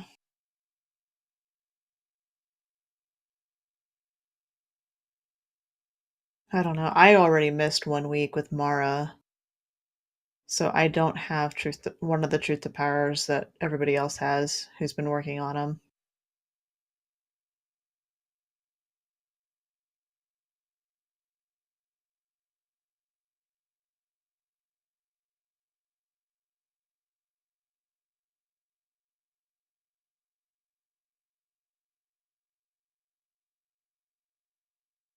Dreaming City is a hard one to get.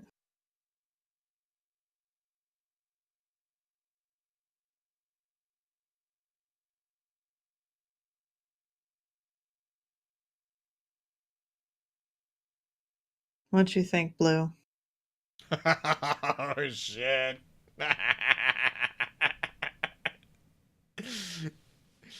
Oh fuck. They got a hold of the internal memo. Are you talking Oh, about EA. Activision and Bungie? Oh, Or yeah, EA? Activision. Yeah, sorry, Activision's internal memo. About Bungie? No, about the cuts. Ah. Uh, maybe you should not announce stuff like that with a focus on how strong your employee teams are. Mhm. Yeah, Forbes has an article where it's like they've done it. They've stolen the crown of evil from EA. Yeah, they did. It's like, I'm like, yeah, pretty much, yeah.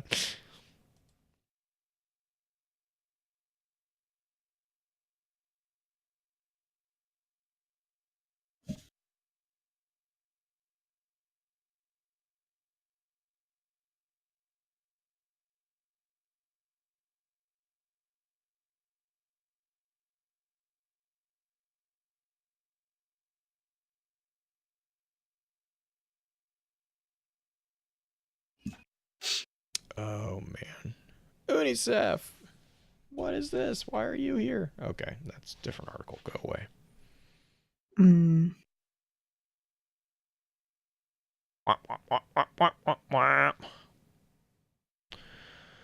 Oh man.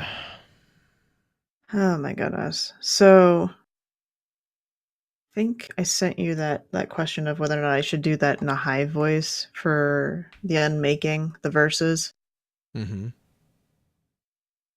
I sent Potato an audio clip of one of the recordings that I'm actually thinking about using, where I actually use a light British accent to make it sound evil because everyone associates British with sounding evil for some reason. But that he's just like, what if you did a high voice like behind it, like it's being translated? I'm like, I am not fucking re-recording that and trying to get the timing the same. I'm sorry.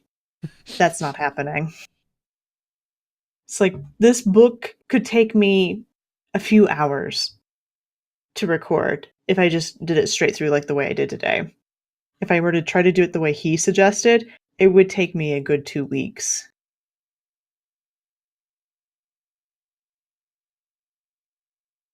Can you not? I've tried to voice alter, use the same file. I can't get it to not sound like Vex with the programming. Hmm. Because I was trying to do some reverb to add the distance effect or like the behind the voice effect, and then try to do some distortion, but distortion makes it definitely sound like Vex because it creates that weird cross sound that happens. Mm-hmm. And then I did a pitch modulation, which helped a little bit, but it still sounded too much Vex and not enough Hive without me having to go back through and adding in vocal fry and like personally doing the voice. And I don't want to shit my vocal cords that bad. I Yeah. just don't want to fuck them up.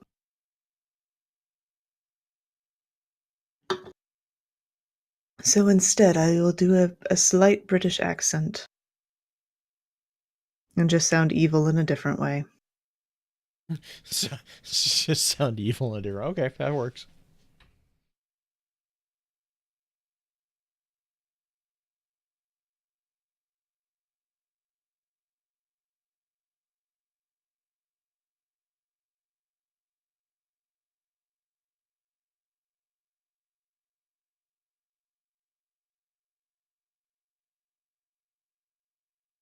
All right, I think I am going to hop off stream and go get some sleep.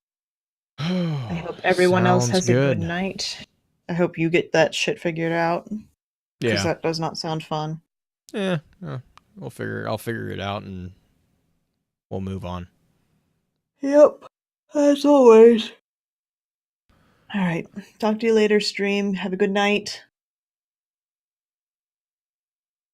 Night stream.